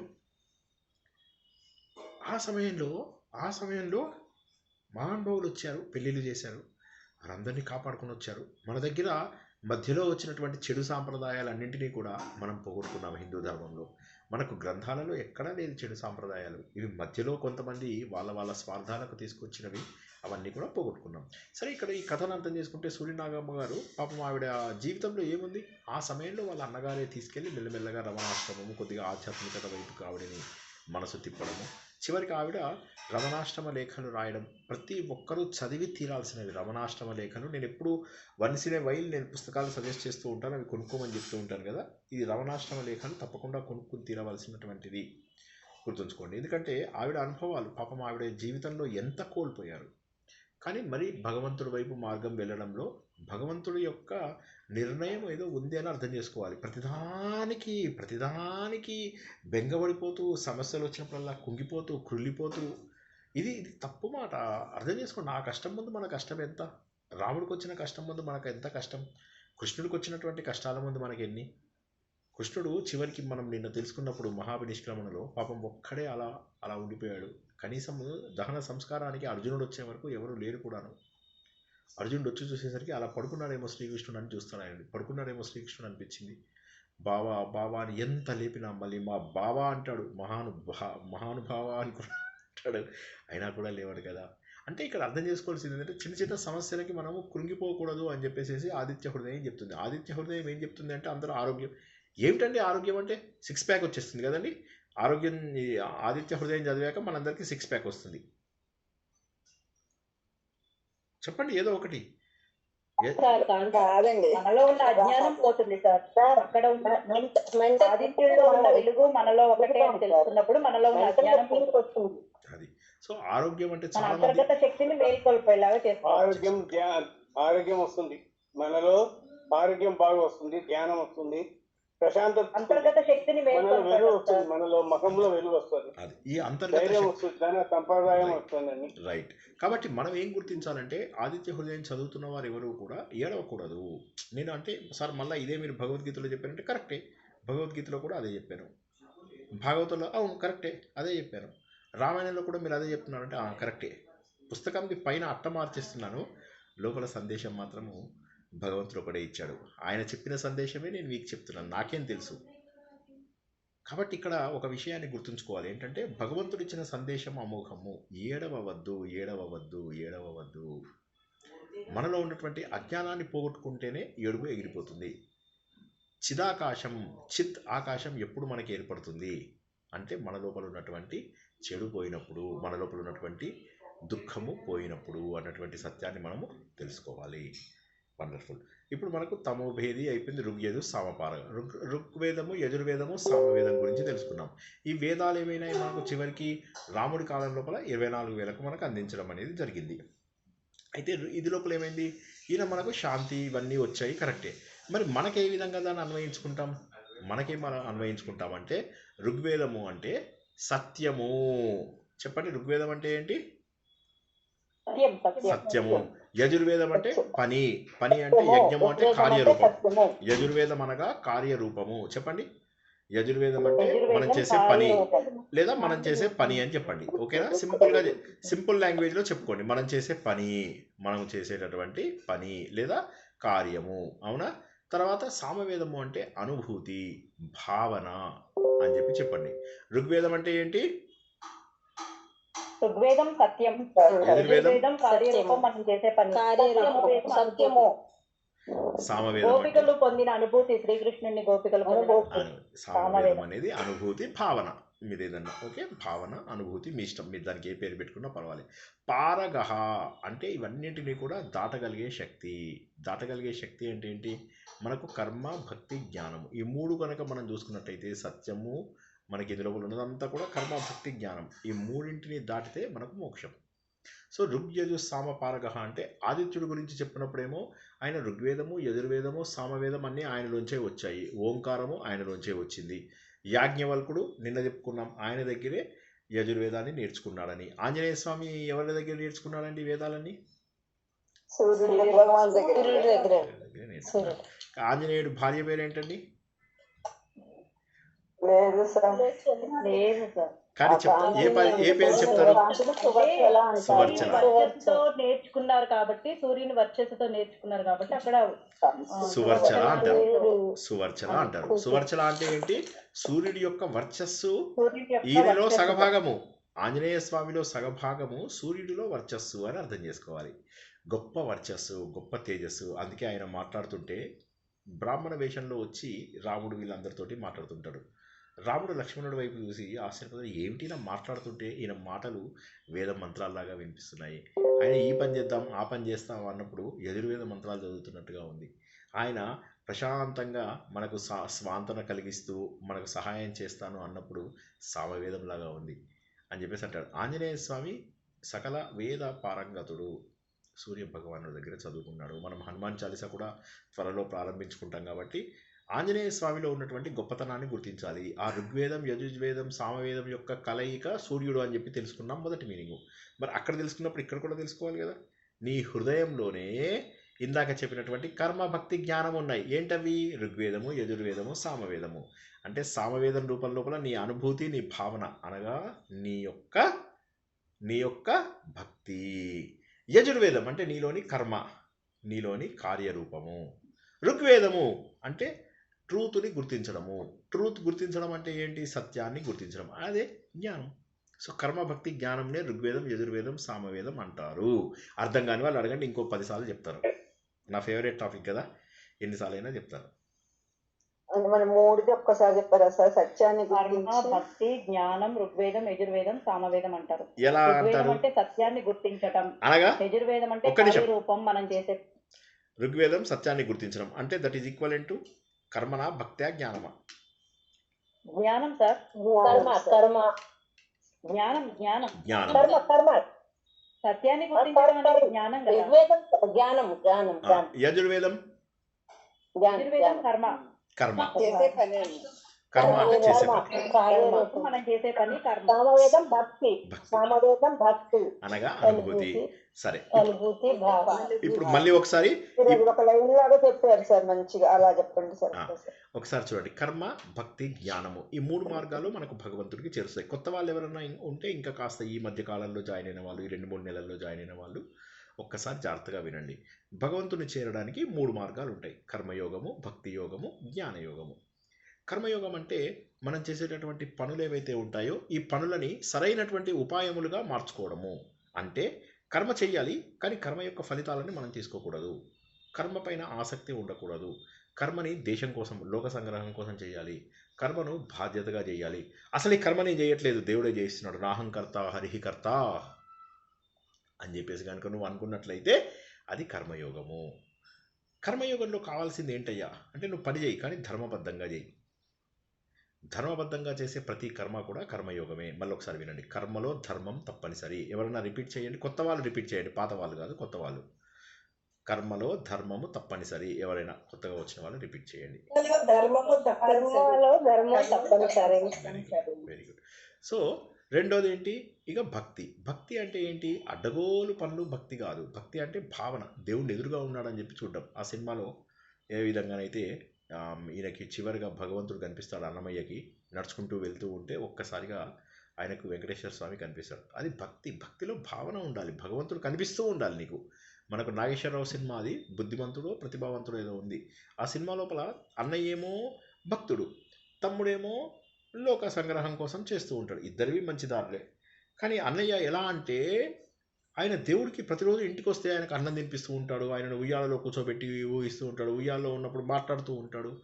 భావన అనేటటువంటిది ముఖ్యం భక్తి లోపల. సార్ కాదు సార్, నేను 800 సార్లు లలిత సహస్రనామం, 900 సార్లు విష్ణు సహస్రనామము చేశాను సార్. అది కాక చేతులు కాలిపోతున్నా కూడా బండగా నేను యజ్ఞం యాగం అది కాదు. భావన అంటే ఏంటి, భగవంతుడు సర్వత్రా వ్యాప్తి చెందినటువంటి వాడు అని చెప్పి గుర్తించడము. సర్వత్రా వ్యాప్తి చెందినటువంటి భగవంతుడు నీలో ఉండకుండా పోతాడా? సర్వత్రా వ్యాప్తి అంటే నువ్వు సర్వంలో కాదా, ఒక భాగం కాదా? దాన్ని భావన అంటారు. భావన అంటే ఫీల్ అవ్వడం. ఫీల్ అవ్వడం అంటే మీ ఫీలింగ్ వేరు. మీరేమంటారు ఫీల్ అవుతారు? నన్ను ఆవిడ అలా అంది తెలుసా వదినా, ఎన్ని మాటలు అందో తెలుసా, నేను చాలా ఫీల్ అయ్యానంటారు. ఫీల్ అంటే ఏంటండి, ఇదా ఫీల్ అంటే? లేకపోతే ఆ భగవంతుడు అంతటా వ్యాపించి ఉన్నాడనేది ఫీలా, లేకపోతే పక్కవాడు తిట్టాడని ఫీల్ అయితే ఫీలా?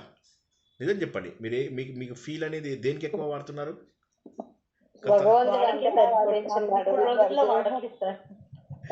ఒకప్పుడు అలా సార్, ఇప్పుడు మటుకు అలా కాదు సార్. సో కాబట్టి ఇక్కడ మనం ఒకప్పుడు బాధ ఉంటే బాధతో ఫీల్ అయ్యే సార్, ఇప్పుడు భగవంతుడి గురించి ఫీల్ అవ్వడం. అది అయితే బాధ అనేది దగ్గర రానియకండి. అంటే ఎందుకు చెప్తున్నానంటే ఏ కష్టం వచ్చినా కూడా వెళ్ళిపోతుంది. మనం కష్టాన్ని కష్టంగా తీసుకున్నప్పుడు మాత్రమే అది బాధ. కష్టాన్ని ఫ్రస్ట్రేషన్గా తీసుకోకండి. ఎందుకంటే అన్నీ కూడా లిఖితం, వస్తుంటాయి వెళ్తుంటాయి కష్టాలు. కానీ సంకల్పం గట్టిగా ఉన్నప్పుడు ఏం కాదు. సో కాబట్టి అది గుర్తుంచుకుని, సో ఇప్పుడు భక్తి లోపల భావన అవసరము, కర్మలో ధర్మం అవసరం అన్నాము. అంటే మనం చేసే పనుల లోపల ధర్మబద్ధంగా చేస్తూ ఫలితాలను వదిలేయాలి. ఇక అది భక్తిలో భావన అంటే ఫీల్ అవుతూ ఉండాలి. అది మూడోది ఏంటంటే జ్ఞానం లోపల సత్యం తెలుసుకుంటాం మనం. జ్ఞానం అంటే ఏంటి, ట్రూత్ తెలుసుకోవడము. జ్ఞానం అంటే ఉదాహరణకి కంప్యూటర్ ఎలా పనిచేస్తుంది అని చెప్పి తెలుసుకున్నాను అనుకోండి, ఇక్కడ కీబోర్డ్ ఉంది, ఇక్కడ ఇది, దాన్ని కంప్యూటర్ ఎలా పనిచేస్తుంది అని చెప్పి తెలుసుకోవడాన్ని ఏమంటారంటే కంప్యూటర్ జ్ఞానము అంటారు. ఈ వాటర్ బాటిల్ ఎలా ఓపెన్ చేయాలో ఇప్పుడు నేనైతే ఇలా ఓపెన్ చేసి నీళ్ళు తాగుతా. శ్రీనివాస్ స్టూడెంట్స్ ఏం చేస్తారు తెలుసా, వాళ్ళకి ఏం చేయాలో తెలియదు. బాటిల్ ఇలా ఉంది, ఇటు పీక్తారు, ఇటు ఇలా ఏదో అంటారు, వాళ్ళకి అర్థం కాదు. ఇటు ఇట్లా కొట్టి చూస్తారు, ఇలా అంటారు, ఏదో చూస్తారు, మొత్తం మీద చాలా కష్టపడతారు ఇది వాటర్ ఓపెన్ చేయాలి. చివరికి బాటిల్ ఎలా ఓపెన్ చేయాలో తెలుసుకోరు, చిన్నగా సూత్తో పొడుస్తారు. ఓకే, సో ఇది బాటిల్ తెరిచేటటువంటి జ్ఞానము. అదేవిధంగా మొబైల్ ఉంది, మొబైల్ లోపల ఎలా లాక్ చేయాలి, ఎలా అన్లాక్ చేయాలి, ఎలా మాట్లాడుకోవాలి, ఎలా వినాలి, దీనిని ఏమంటారు అంటే మొబైల్ జ్ఞానము అంటారు. అదేవిధంగా నేను ఎలా పుట్టాను, నేను ఎక్కడున్నాను, నేను ఎందుకు వచ్చాను, నేను అనేది తెలియదు. నా గురించి తెలుసుకునేది ఏముంది, ముందు ఫస్ట్ ప్రాబ్లం ఎక్కడ ఏంటంటే నా గురించి నేను తెలుసుకోవాల్సింది ఏముంది. ఇలా బాగానే ఉంది కదా, వస్తువులు కొనుక్కుంటున్నాము, మనుషులతో కబుర్లు చెప్తున్నాము, వదిలేయని అందరి మీద నేరాలు చెప్తున్నాము. ఇక నా గురించి తెలుసుకోవాల్సింది ఏముంది, నేనంటే ఇది, నేను తెలుసుకోవాలా, ఇదే నేను, శరీరం కనిపిస్తుంది కదా, ఇదే నేను. కారు కొనుక్కున్నాను, కారు నడిపించుకుంటూ పోతున్నాను, ల్యాండ్ కొన్నాను. ఇది మనం నేను అనేది తప్ప అన్నీ తెలుసుకుంటాం. ఇప్పుడు మనకి ఎట్లా అంటే బయట ఉన్నవన్నీ తీసుకొచ్చి ఇంత చెత్త అంతా ఇంట్లో వేస్తున్నాం. కానీ ఇంట్లో ఉన్న వస్తువులు ఏమున్నాయి అసలు, ఇవి నాకు పనికొస్తాయో తెలియదు. ఉదాహరణకి చాలామంది చూసినట్లయితే వాళ్ళు ఉన్న ప్రాంతాల్లో టెంపుల్స్ చూడరు. చాలామంది ఎక్కడికో వెళ్ళి టెంపుల్స్ చూస్తారు. పోయి ఆ తిరుపతి లోపల నాకు తెలుసా వదిన సేవకు అవకాశం వచ్చింది. అయితే ఏంటి ఇప్పుడు నువ్వు అంటే దేవుడికి ఇంకా నువ్వు ఇంటి దగ్గర ఉన్న దేవుడిని నెగ్లెక్ట్ చేస్తావా? వారం రోజులు 10 రోజులు లీవ్ పెట్టి మరీ వెళ్తారు. అది గొప్ప కోసమో, హంగు కోసమో, ఆర్భాటం కోసమో చేసేది కాదు. సత్యము అంటే ఏంటంటే సర్వత్రా దేవుడు వ్యాపించి ఉన్నాడు అని చెప్పి తెలుసుకుని ఆ దేవుడు నాలో ఉన్నాడు అని తెలుసుకోవడమే ట్రూత్. దీన్ని ఏమంటారంటే జ్ఞానము అంటారు. ఆత్మజ్ఞానమునే జ్ఞానం అంటారు. జ్ఞానం అంటే ఏదో ఒక విషయం తెలియడాన్ని జ్ఞానం అంటారు. కానీ మనము ఎప్పుడైతే మన ప్రవచనాలలో మాట్లాడుకుంటామో జ్ఞానము అనగా కేవలము ఆత్మజ్ఞానము మాత్రమే, మరేది కాదు. మనం నేర్చుకుంటున్నది కంప్యూటర్ జ్ఞానం కాదు, మనం నేర్చుకుంటున్నది ఆర్చరీ కాదు, మనం నేర్చుకుంటున్న తుపాకీతో ఎలా కాల్చాలి అని కాదు. ఇవన్నీ మదరసాలలో నేర్పిస్తారు, కాఫీలను ఎలా చంపాలి, ఏం చేయాలని. కానీ మనం నేర్చుకుంటున్నది అది కాదు. ఇక్కడ మనం నేర్చుకుంటున్నది ఏంటంటే ఇక్కడ అద్భుతమైనటువంటి ఆత్మజ్ఞానము, శాశ్వతమైనటువంటి ఆత్మజ్ఞానము. అది ఋగ్వేదము, యజుర్వేదము, సామవేదం రూపం లోపల మనం ఏవైతే ఉదాహరణలుగా చెప్పుకున్నామో అందులో ఋగ్వేదం అనేది ఆత్మజ్ఞానానికి సమానము. కాబట్టి అక్కడ దేవుడి గురించి చెప్పండి. రెండోది ఇక్కడ మన హృదయం గురించి మాట్లాడండి. మన హృదయంలోనే కర్మయోగము, మన హృదయంలోనే భక్తి యోగము, మన హృదయంలోనే జ్ఞానయోగము చేస్తున్నాము. జ్ఞానయోగం అనేటటువంటిది ఋగ్వేదము, యజుర్వేదం అనేది కర్మయోగము, సామవేదము అనేటటువంటిది అనుభూతి, భగవంతుడి పైన ప్రేమ. ఇదే సూర్యుడు అని చెప్పినప్పుడు ఏం చెప్తాము? సూర్యుడికి ఋగ్వేదం వచ్చు, యజుర్వేదం వచ్చు, సామవేదం వచ్చు. ఆయన బోల్డ్ మందికి నేర్పించాడు, యాజ్ఞవల్కుడికి నేర్పించాడు, హనుమంతుడికి నేర్పించాడు. తన స్వరూపమే ఓంకారము. తర్వాత పొద్దున్న, మధ్యాహ్నం, సాయంత్రం. పొద్దున్న పూట ఋగ్వేదం అంటారు, మధ్యాహ్నం పూట యజుర్వేదం అంటారు, సాయంత్రం పూట సామవేదం అంటారు. ఈసారి నెక్స్ట్ టైం పెట్టే క్విజ్ లోపల ఈ ఒక్క దాని మీదే 2-3 ప్రశ్నలు అడుగుతాను నేను. ఎందుకంటే అత్యధిక తత్వం ఉన్నటువంటి శ్లోకం ఇది. ఒప్పుకుంటారా అందరూ? Yes sir no? 3 వేదాలకు సంబంధించి. Very good. ఓకేనా? ఎంతైంది టైము? ఇంకొక 10. చాలా ఉంది ఇంకా. Okay, no problem. ఇప్పుడు ఇంకా ఘనావృష్టి. ఘన అంటే ఏంటండి? ఘనావృష్టి. ఘనావృష్టి అంటే ఏంటంటే ఇప్పుడు సముద్రంలో నీళ్లు ఉన్నాయి, పెద్ద వర్షం అని. ఘనావృష్టి అంటే పెద్ద వర్షం అని. వృష్టి అంటే వర్షం, వర్ష, వృష్టి. వృష్టి, వర్షం ఆ రెండు కూడా ఒకే ధాతువు నుంచి వచ్చాయని తెలుస్తుంది. ఘనావృష్టి అంటే ఘన అంటే దట్టమైన అని చెప్పి అన్నమాట. ఘనవృష్టి అంటే గొప్ప వర్షము. ఎలా వస్తుంది ఇది? ఈ నీళ్ళన్నీ కూడా మనకు వచ్చే వర్షాలలో చాలా వరకు నీళ్ళన్నీ కూడా, చాలా వరకు అది ఉన్న నీళ్ళన్నీ కూడా సముద్రం ఆవిరైపోతుంది. ఆవిరైపోయి అందులో ఉన్నటువంటి సెలైన్ కాంటెంట్, ఉప్పు కాంటెంట్ మొత్తం పోతుంది, పోయి సూర్యుడి దగ్గరికి చేరుకుంటుంది. సూర్యుడు వీటన్నిటిని కూడా మొత్తం పంపిస్తూ ఉంటాడు. అవి మబ్బులుగా వెళ్తాయి, మబ్బులు ట్రావెల్ చేస్తాయి. ఎక్కడ వాటికి టెంపరేచర్ భేదం ఉంటుందో అక్కడ కురిసిపోతాయి ఒకసారి. రెండోసారి ఏమవుతుంది? ఏమైనా కొండలు అడ్డం వస్తాయి, రాగానే ఆ కొండలకు తగిలి కొండల దగ్గర వర్షం కురుస్తుంది. అందుకే మీరు కొండ ప్రాంతంలో ఉన్న వాళ్ళని చూసినట్లయితే వాళ్ళకు అన్ని సీజన్స్లో వర్షం పడుతుంది. ఎందుకంటే కాస్త నీళ్ళని పట్టుకెళ్తున్నటువంటి మేఘం ఏదైతే ఉంటుందో ఏదో ఒక కొండకు తగలడము, ఆ కొండ నుంచి మళ్ళీ వర్షం పడడము జరుగుతుంది అనమాట. కొండ ప్రాంతాల వారికి వర్షం అనేది పెద్ద లెక్కలోకి రాదు. అయితే పెద్ద పెద్ద వర్షాలు వస్తాయి. ఇప్పుడు మీరు మహాబలేశ్వర్ లాంటి ప్లేసెస్కి వెళ్తే జనాలు ఇష్టపడరు ఆ ప్లేస్ని. మహాబలేశ్వర్ అనేది వెళ్ళుంటారు కదండి. ఇందులో చాలా మంది పూణే దగ్గర ఉంది మహాబలేశ్వర్. చాలా ఎప్పుడు వర్షం పడుతుంది, చాలా అద్భుతమైన మహారాష్ట్ర పూణే,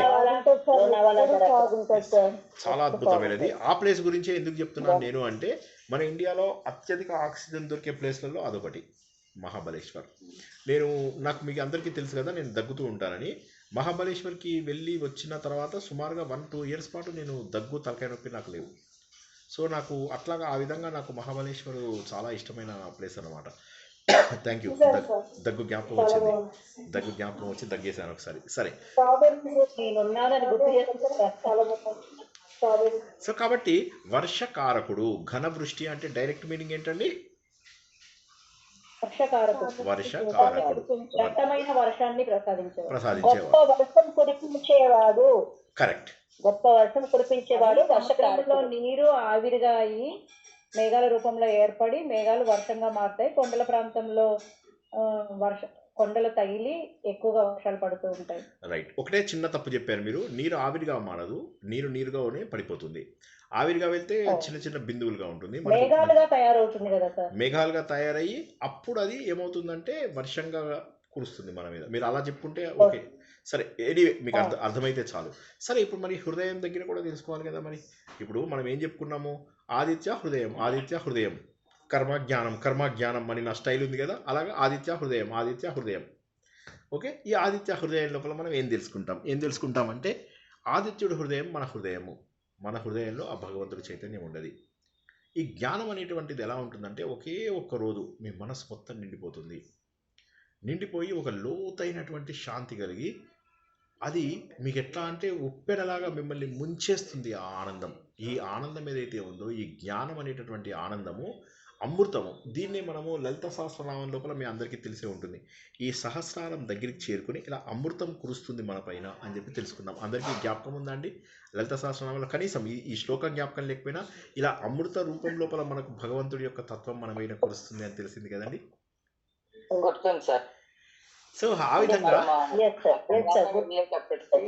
కాబట్టి మనకు జ్ఞానం కనుక వచ్చినట్లయితే ఈ జ్ఞానం ఎప్పుడూ కూడా డ్రైగా ఉండడు. డ్రై అంటే ఏమంటారు? ఎండుగా ఉండదు, ఎండిపోయినట్టుగా ఉండదు. ఎప్పుడు కూడా అది మనని ఆర్ద్రత. ఆ జ్ఞానం వచ్చిన వాళ్ళకు కళ్ళ నుంచి నీళ్ళు వచ్చేస్తాయి. మనకు వాల్మీకిని కనుక తీసుకున్నట్లయితే, వాల్మీకి మహానుభావుడు. ఆయన ఏం చేశాడు? ఒక పక్షిని చంపినందుకు ఆ నిషాదుడికి నువ్వు చచ్చిపోతావు అని చెప్పి శాపం పెడతాడు. అంటే ఏమిటి? ఆయన కోపం వచ్చిందా? కాదు, సున్నితత్వం. ఎప్పుడైతే నీ లోపల జ్ఞానం పెరుగుతుందో సున్నితంగా ఉంటావు. సున్నితంగా అంటే వాడు తిట్టాడు వీడు తిట్టాడని వదినే చూడండి ఏమంది, అది కాదు. అది స్కూల్ పిల్లల ఏడుపు, అది కాదు. ఇక్కడ ఏంటంటే సున్నితత్వం. అన్ని సమస్యలని చూడలేని మనస్తత్వం, అది. సో ఏమైతుందంటే ఈ విధంగా ఈ సెన్సిటివ్నెస్ అంటారా? మంచి sensitiveness only to few things, not to everything. If you are sensitive to everything, then you are a normal human being. But we are talking about sensitive to a few things. అందరిపైన కరుణ అనొచ్చు sir. కరుణ కృపా వర్షం direct గా ఇక్కడ ఏంటంటే ఘన వృష్టి అంటే కృపా వర్షము,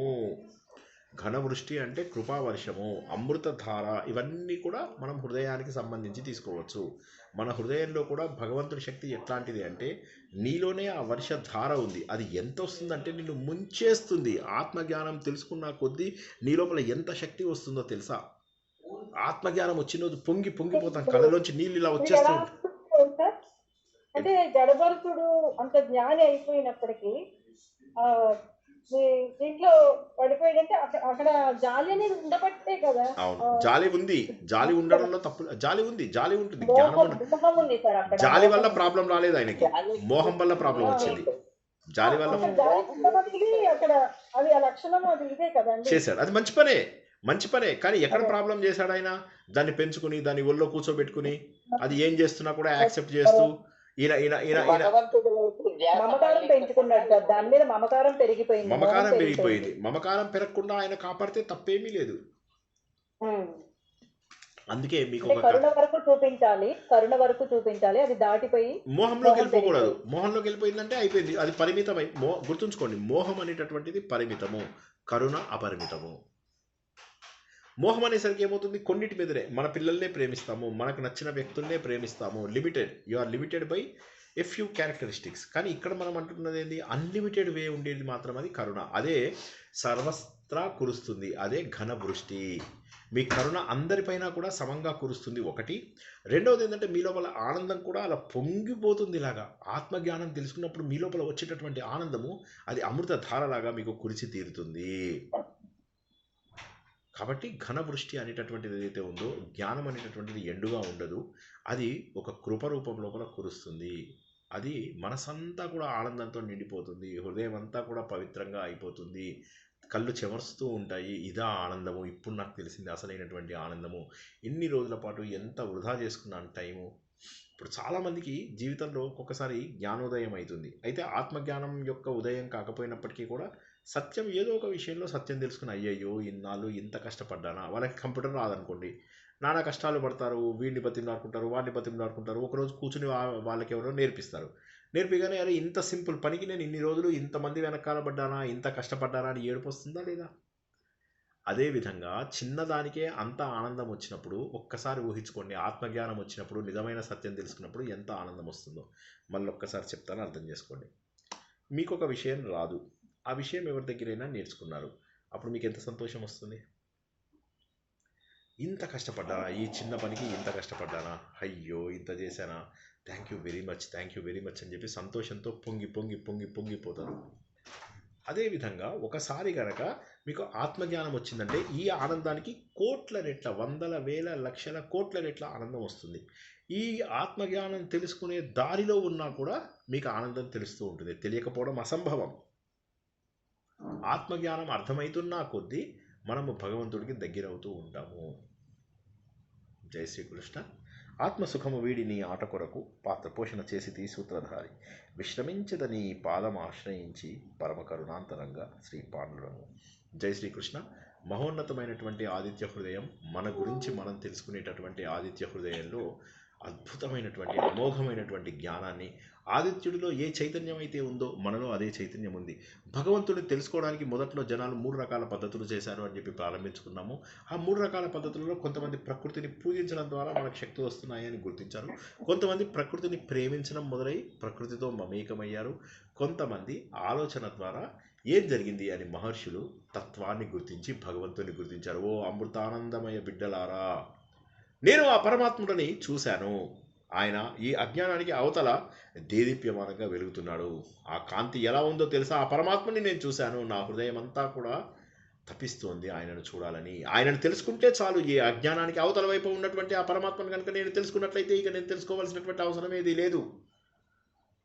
మహోన్నతమైనటువంటి విషయము.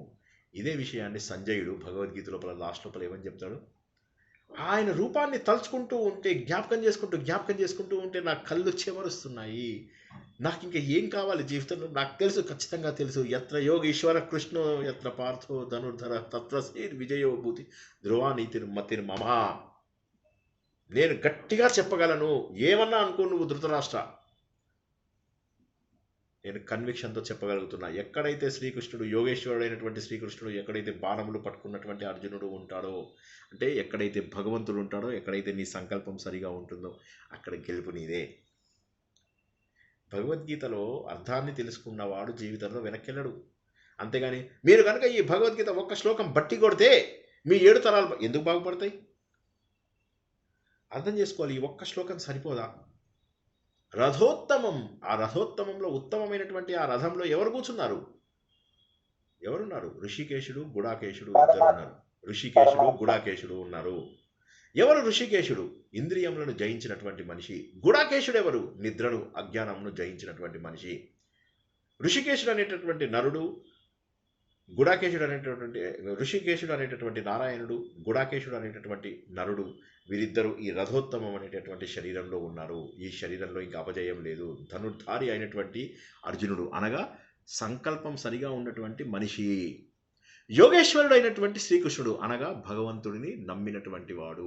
సో నాలో భగవంతుడు ఉన్నాడని గట్టిగా నమ్మి సంకల్పం సరిగా చేసుకున్నటువంటి వ్యక్తికి జీవితంలో అపజయం లేదు అని భగవద్గీతలో ఏదైతే చివరి శ్లోకమో అదే అర్థం ఇక్కడ మనం ఈరోజు తెలుసుకున్నామంటే అర్థం చేసుకోండి, దేనికి దానికి ఎక్కడ లంకే వేయాలి అని చెప్పినటువంటిది ఇక్కడ దొరికిందా లేదా? జై శ్రీకృష్ణ. నచ్చిందా లేదా పాయింట్? ఇది నిధుల్లోకి వెళ్ళిపోయారా? లాస్ట్ పాయింట్ చాలా అద్భుతంగా ఉంది సార్. సో ఎంత అద్భుతం సార్, లాస్ట్ పాయింట్ చాలా అద్భుతంగా ఉంది. అది కనెక్ట్ చేయడం, భగవద్గీత కనెక్ట్ చేసి చెప్పారు, చాలా బాగుంది. జై శ్రీకృష్ణ. అందరూ కూడా థమ్స్అప్లు కలిపినప్పుడే బాగుంటుంది సార్. థమ్స్అప్లు కాబట్టి సత్యం తెలుసుకోవడం, సత్యం తెలుసుకోవడం ఇక్కడ మోర్ ఇంపార్టెంట్. సత్యాన్ని తెలుసుకోండి మోర్ ఇంపార్టెంట్. అదే సత్యము ఆదిత్య హృదయంలో ఉంది, అదే సత్యము భగవద్గీతలో ఉంది, అదే సత్యం అన్ని చోట్ల ఉంది. ఇంతమందికి నచ్చింది అంటే అదేమిటా పాయింట్? ఇంతమంది థమ్స్అప్లు చప్పట్లు పెడుతున్నారంటే ఏంటి? మీ అందరికీ హృదయంలో ఎక్కడో అది సరైనటువంటి స్థలంలో టచ్ అయింది. అది మనకు ముఖ్యము. మనను స్పందించే హృదయము ఇచ్చినటువంటి ఆ భగవంతుడికి దండం పెట్టుకోండి. జై శ్రీకృష్ణ. ఇప్పుడు ఏమైనా ప్రశ్నలు ఉంటే అడగండి, మాట్లాడండి ఎవరైనా.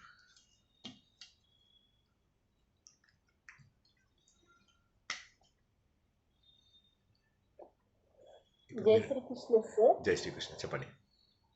సత్యలోకంలో అంటే వేదం 100 కోట్ల శ్లోకాలు ఉన్నాయి. అవునమ్మా. అవి స్వర్గలోకంలోకి వచ్చే వాటికి 1 కోటి శ్లోకం అయింది. అవునమ్మా. తర్వాత భూలోకము అప్పుడు కొంచెం అంటే త్రేతాయుగంకి వచ్చేసరికి 24,000 శ్లోకాలకు వచ్చేసింది. ఆ 24,000 శ్లోకాలతోటి ఈయన రాశాడు అనమాట. బ్రహ్మదేవుడు మొత్తం చెప్తాడు ఈయనకి. ఎవరికి? వాల్మీకి మహర్షికి చెప్తారు బ్రహ్మదేవుడు, నీకు నారదుడు ఇచ్చిన ఉపదేశమే నేను మళ్ళీ నీకు మొత్తం ఇస్తున్నాను, ఇప్పుడు నువ్వు నీకు దాంతో ఏదైనా చూడగలవు. నీకు నారదుడు కేవలం 100 శ్లోకాలు చెప్పేసి వదిలేశాడు, నేను నీకు మొత్తము రామాయణం మొత్తం నువ్వు రాయగలిగే శక్తిని ఇస్తున్నాను, నువ్వంతా కూడా చూడగలుగుతావు, నీ కళ్ళ ముందు రామాయణాన్ని చూడగలుగుతావు. అవి సరైనటువంటి శ్లోకాలతో మానవులందరికీ కూడా అందింపజేయాలి అనగానే అప్పుడు 24,000 శ్లోకాలతోటి మనకు రామాయణం అందజేయబడింది. జై శ్రీకృష్ణ. సార్ ఇది ఒకసారి నేను చెప్తాను, అది కరెక్టేనా చూడండి సార్. ఎవరు మాట్లాడేది? నాకు ఇక్కడ పేరు కనిపించట్లేదు. నేను భాగ్యలక్ష్మి సార్. భాగ్యలక్ష్మి గారు చెప్పండి. భాగ్యలక్ష్మి గారు చెప్పమ్మా. కష్టం అంటే ప్రతి కష్టానికి పరిష్కారం అనేది తప్పకుండా ఉంటుంది. అయితే ఆ కష్టం వచ్చినప్పుడు 4 కేటగిరీస్ వాళ్ళు ఉంటారు. మొదటి కేటగిరీలో కష్టం వస్తే వెంటనే వాళ్ళు బెంబేలు పడిపోతారు. అంతే. రెండో కేటగిరీ వాళ్ళు వచ్చిన ప్రతి సమస్యని ఇంకా నాదే నేనే అని నా నెత్తి మీద వేసుకొని ఇంకా దాన్ని పరిష్కారం ఎట్లా చేయాలా అని చేసి అలసిపోతారు.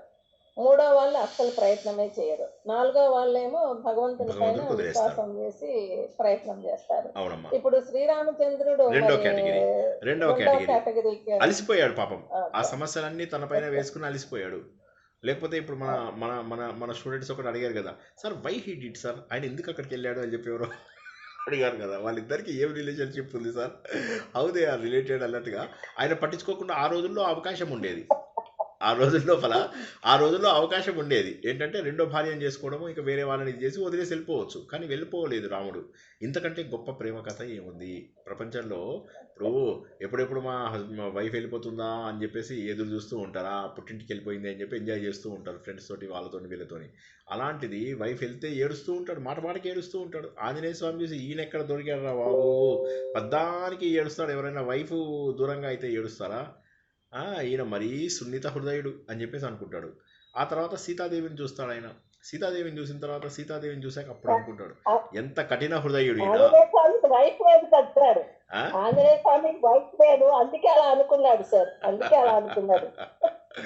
సో ఆయన ఏమైంది, అక్కడ వెళ్ళి అక్కడ సీతాదేవిని చూసినప్పుడు అంటున్నాడు, ఇటువంటి భార్యకు దూరంగా ఉండి అసలు శ్రీరాముడు ఎలా బతుకుతున్నాడు, ఆయన కంటే కఠిన హృదయుడు ఎవరన్నా ఉంటాడా అన్నాడు. అంతకుముందేమో ఈయన సున్నిత హృదయుడు ఉత్తగా ఏడుస్తున్నాడు అనుకున్నాడు. సీతాదేవిని చూసిన తర్వాత ఆయనకు అర్థమైంది రాముడు కఠిన హృదయుడు. నిజంగా గనక ఇలాంటి భార్యకు దూరంగా ఎవరైనా ఉండి బతకగలుగుతాడా? ఆయన బతికాడు అంటే ఆయన శరీరంలో రాయి ఉందంతే, ఆయన మనసులో హృదయంలో రాయి ఉందంతే అని చెప్పేసి అనుకుంటాడు. అంటే అటువంటి మహోన్నతమైనటువంటి జంట సీతారాములు. ఎవరు వీళ్ళు సీతారాములు? ఒకరు జీవాత్మ, మరొకరు పరమాత్మ. సీత అనేటటువంటి జీవాత్మ రాముడు అనేటటువంటి పరమాత్మని చేరాలి. దానికి ఆంజనేయుడు అనేటటువంటి సాధకుడి ద్వారా ఇంద్రియాలను దశగ్రీవుడిని జయించి రాముడు సీత దగ్గరైతారు. ఇది మనకు రామాయణ సందేశము. అదే మన జీవితం యొక్క మూలము. రామాయణ సందేశమే మన జీవితానికి నిజమైనటువంటి సందేశం. మీ అందరికీ ఇవన్నీ ఎందుకు ఎక్కువసార్లు చెప్పాల్సి వస్తుంది అంటే గుద్దిపోవాలి, ఇక్కడ ముద్రించుకుపోవాలి.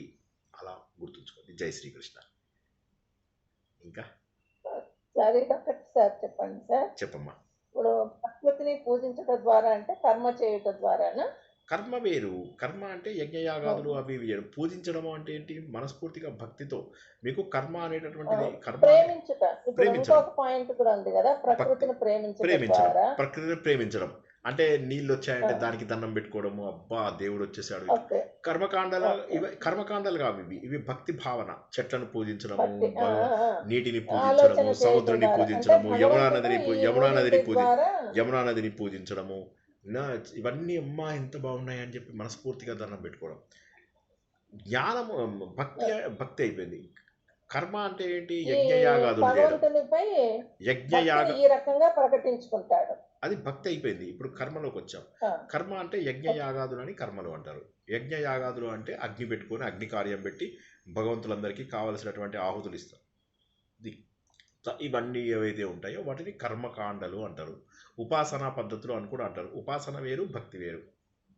నెక్స్ట్ మూడవ కేటగిరీకి వచ్చేసరికి భగవంతుడి యొక్క స్వరూపం తెలుసుకుని ఆ స్వరూపానికి నా స్వరూపానికి తేడా లేదు అని అహం బ్రహ్మాస్మి అని తెలుసుకోవడం జ్ఞానము. మనస్ఫూర్తిగా ప్రేమించడాన్ని భక్తి అంటారు. వారి కోసం ఏదైనా చేయడం యజ్ఞయాగాదులు. ఇప్పుడు మీరు పొద్దున పూట ఏం చేస్తాం, మనము పొద్దున పూట మంత్రాలు అవి ఇవి చదువుతాం, అంటే జ్ఞానం గురించి తెలుసుకుంటాం. మధ్యాహ్నం టైం అయిందంటే ఆఫీస్ పనులు అవి ఇవన్నీ చేస్తాం, అంటే కర్మ. అది కర్మలు చేసేవన్నీ కూడా యజ్ఞయాగాదుల కిందకి వస్తాయి. అందుకే శ్రీకృష్ణుడు మనకు 4వ అధ్యాయంలో ఏం చెప్పాడు, 4వ అధ్యాయంలో కర్మ జ్ఞానయోగము. ఆ చాప్టర్ పేరు చాలామంది జ్ఞానయోగం అనుకుంటారు, కానీ ఆ చాప్టర్ పేరు కర్మ జ్ఞానయోగము. కర్మ ఎలా చెయ్యాలి అని చెప్పి తెలిసేది. అందులో అన్ని యజ్ఞాలు చెప్తాడు. ఆ యజ్ఞాలలో 12 రకాల యజ్ఞాలని తెలియజేస్తాడు. 12 రకాల యజ్ఞాల ద్వారా భగవంతుడిని చేరుకోవచ్చు అని చెప్పి చెప్తాడు. ఇది 4వ అధ్యాయం, భగవద్గీత 4వ అధ్యాయంలో.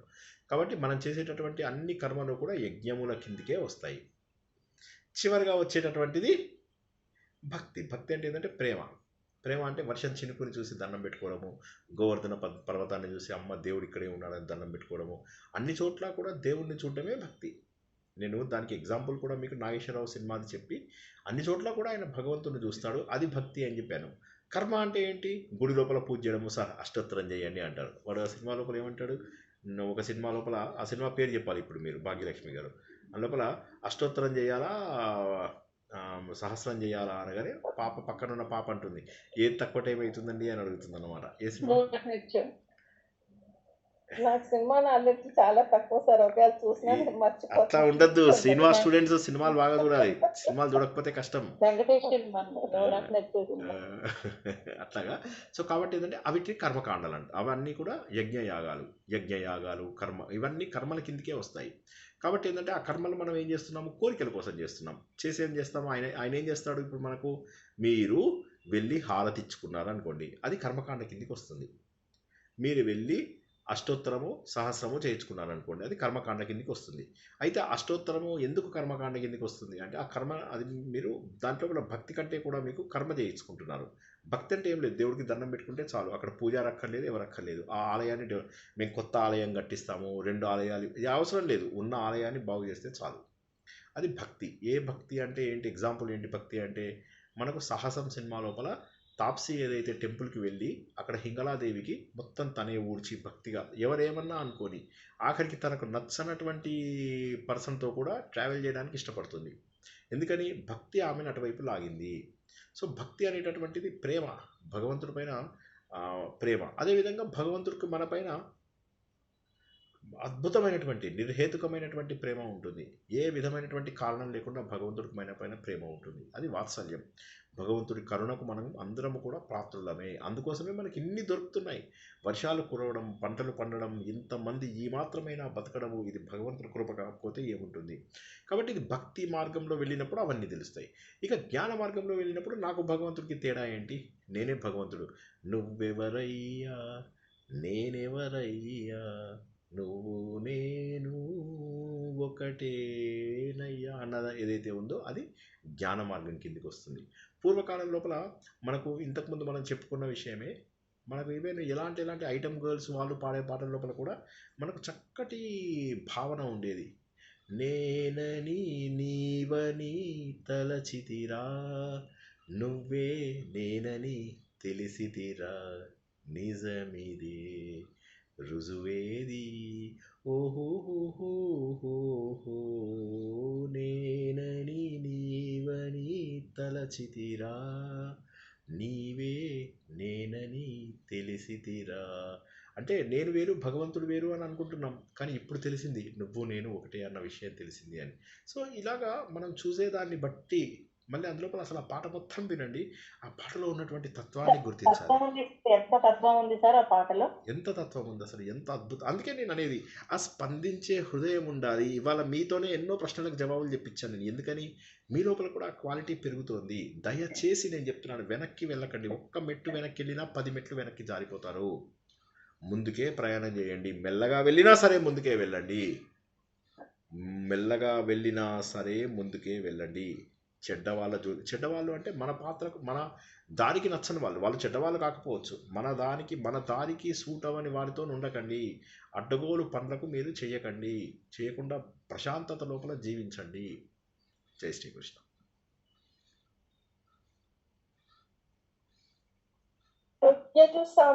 సామవేదాలు అన్నప్పుడు అర్ఘ్యము ఇస్తాం కదా, అది కూడా మనోవాక్కాయ కర్మలు. అంటే ఏదో అర్ఘ్యం ఇచ్చేటప్పుడు మనం ఇవ్వడం అనేది కంపల్సరీ కర్మ, అది కలిసినట్టే కదా, మనోవాక్కాయ కర్మ అది. కానీ అదేంటంటే మీకు ఇంతకుముందు చెప్పాను కర్మలు ఎన్ని రకాలని చెప్పాను సూర్యశ్రీ గారు. నిత్య కర్మలు, నైమిత్తిక కర్మలు, కామ్య కర్మలు, నిషిద్ధ కర్మలు. నిత్య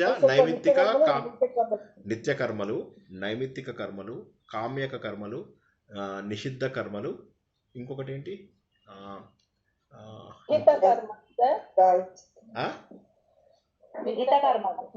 విహిత కర్మలు అంటే నిత్య కర్మలు కాదు. నిత్య కర్మలు అంటే ప్రతిరోజు చేయవలసినటువంటి కర్మలు, అవి నిత్య కర్మలు. అవి నైమిత్తిక కర్మలు. పండుగలు అంటే నైమిత్తిక కర్మలు, పితృకార్యాలు, పండుగలకు చేయాల్సిన పనులని నైమిత్తిక కర్మలు అంటారు.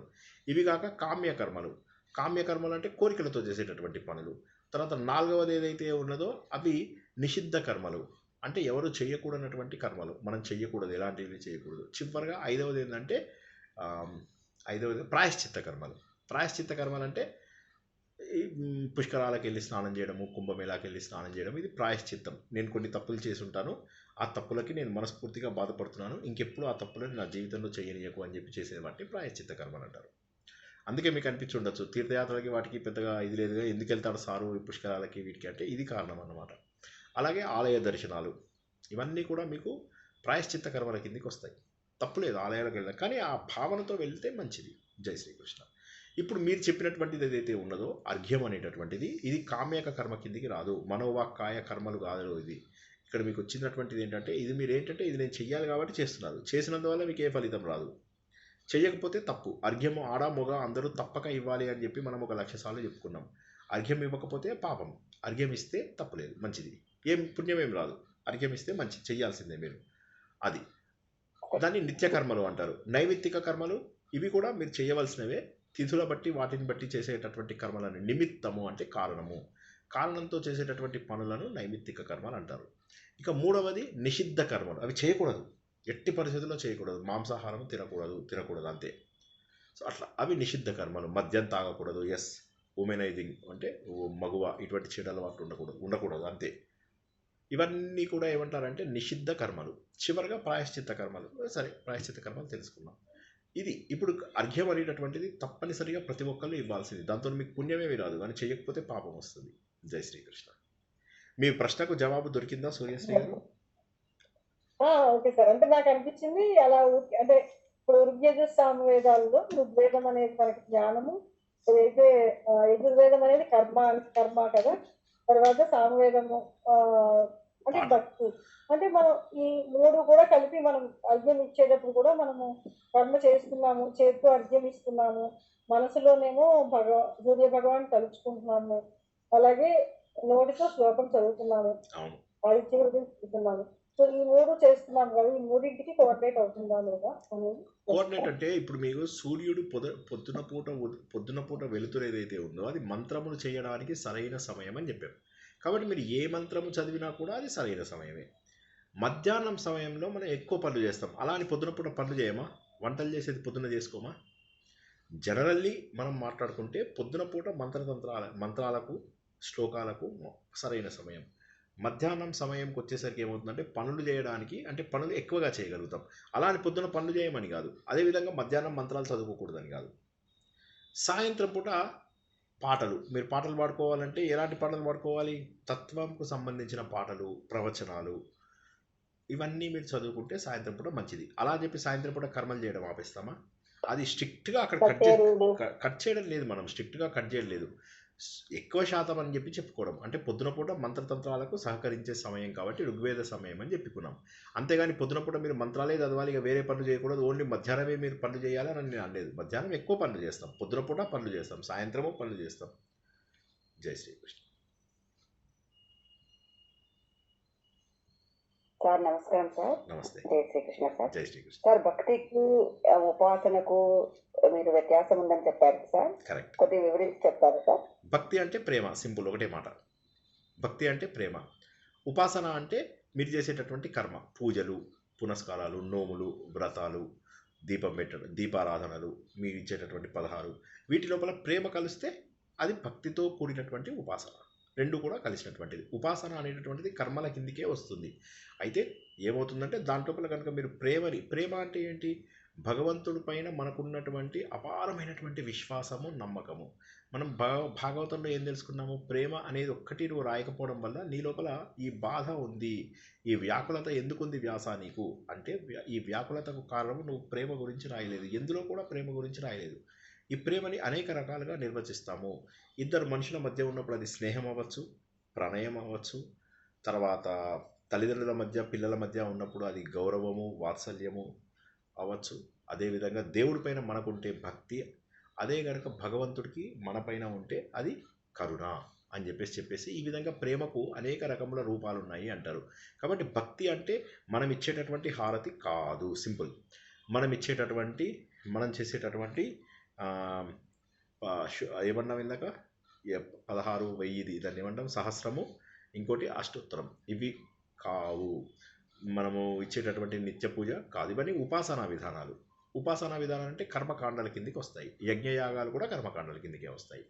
భక్తి అనేది మీరు పోయి దేవుడి దగ్గరే కూర్చోక్కర్లేదు. ఇప్పుడు ఇక్కడ కూర్చున్నారు కదా, కూర్చుని ప్రవచనం వింటూ భగవంతుడు మీ కళ్ళ ముందు కనిపించాడు అనుకోండి, అదే భక్తి. ఓకేనామా? క్లియర్? వండర్ఫుల్. జై శ్రీకృష్ణ.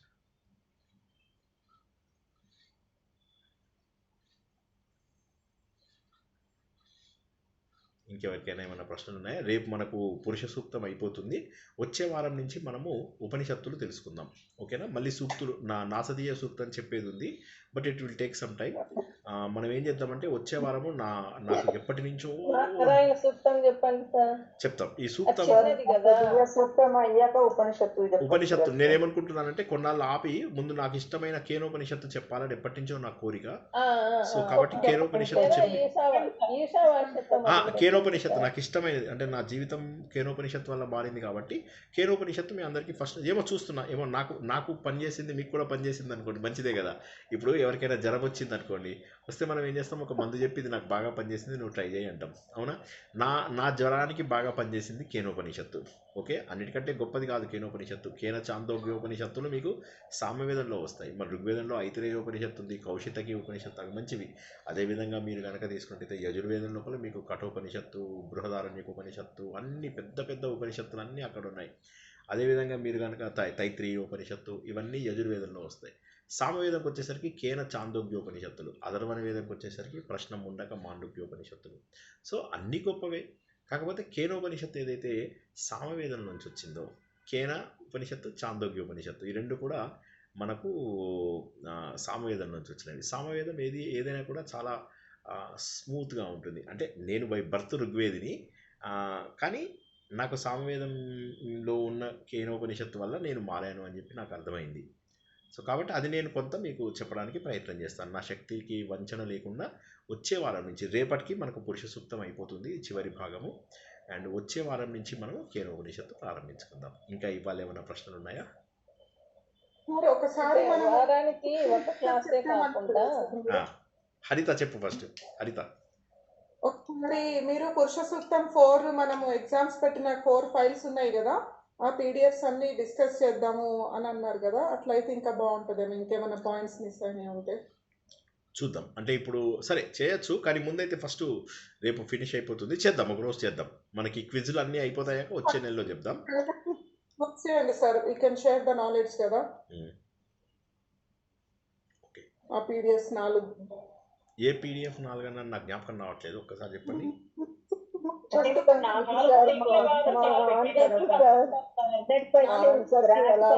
ఒక్క నిమిషం హరిత గారు మాట్లాడండి, నాకు అందరూ మాట్లాడుతుంటారు కదా. ప్రిపేర్ చేసాం కదా 4 టీమ్స్, ఆ పీడిఎఫ్స్ 4 ఒకసారి డిస్కస్ చేద్దామన్నారు. అట్లాగే సంగ్రహం చేస్తే షేర్ చేసుకుంటాం కదా, ఏది బాగుంది అని. సరే సరే సరే సరే షేర్ చేస్తాను, రేపే షేర్ చేస్తాను. ఎవరైనా ఒక్కసారి జ్ఞాపకం చేయండి. అవి నా దగ్గర ఉన్నాయి, ఓకే షేర్ చేస్తాను. Thank you. ఇంకా సార్ నారాయణీయంలో మీరు దశ విధాలు అని చెప్పారు కదా, అది ఎంత లెక్కేసినా 9 వస్తున్నాయి. 5వది అజ్ఞానం, 10వది అజ్ఞానం అంటారా? సారీ నాకు అర్థం కాలేదు, ఏంటి చెప్పండి. సార్ నిన్న చెప్పారు కదా, 1 నుండి 10వ దశకం వరకు జిజ్ఞాస ఇలా చెప్పారు కదా, 9 వచ్చాయి లెక్కిస్తే. అవునా?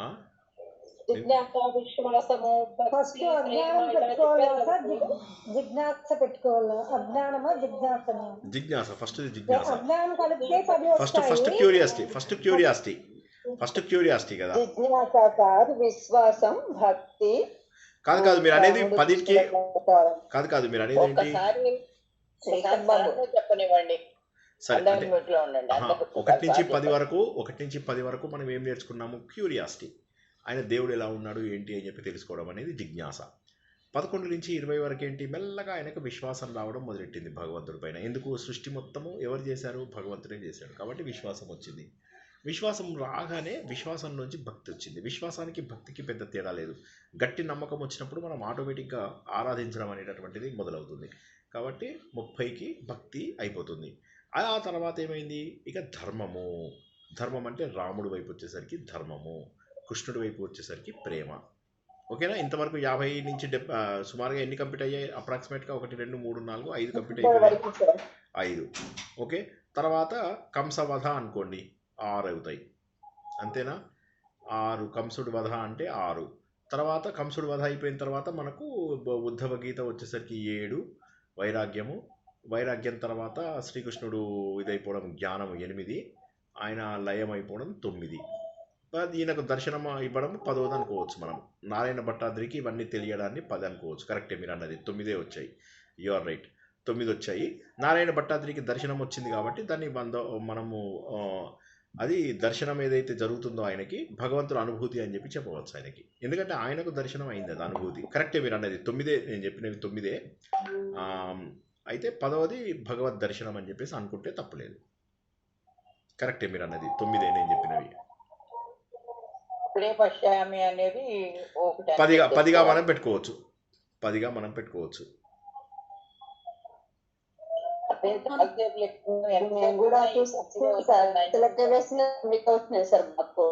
ఒక్క నిమిషం ఆగండి. మాధవి గారికి మ్యూట్ చేయాలి. మాధవి గారికి అన్మ్యూట్ చేయలేదా? ఓకే, ఒక్క నిమిషం.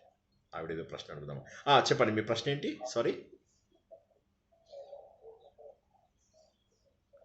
మాధవి గారిది ఓపెనే ఉంది కదా, ఎక్కడ క్లోజ్ ఎక్కడ అయింది?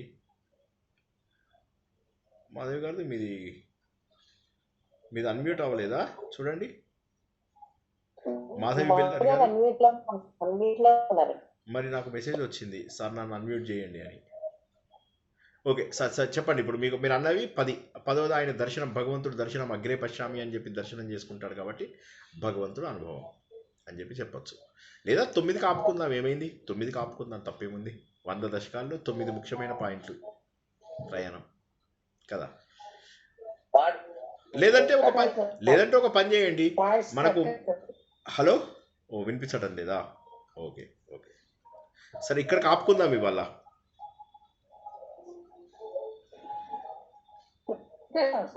Okay sir.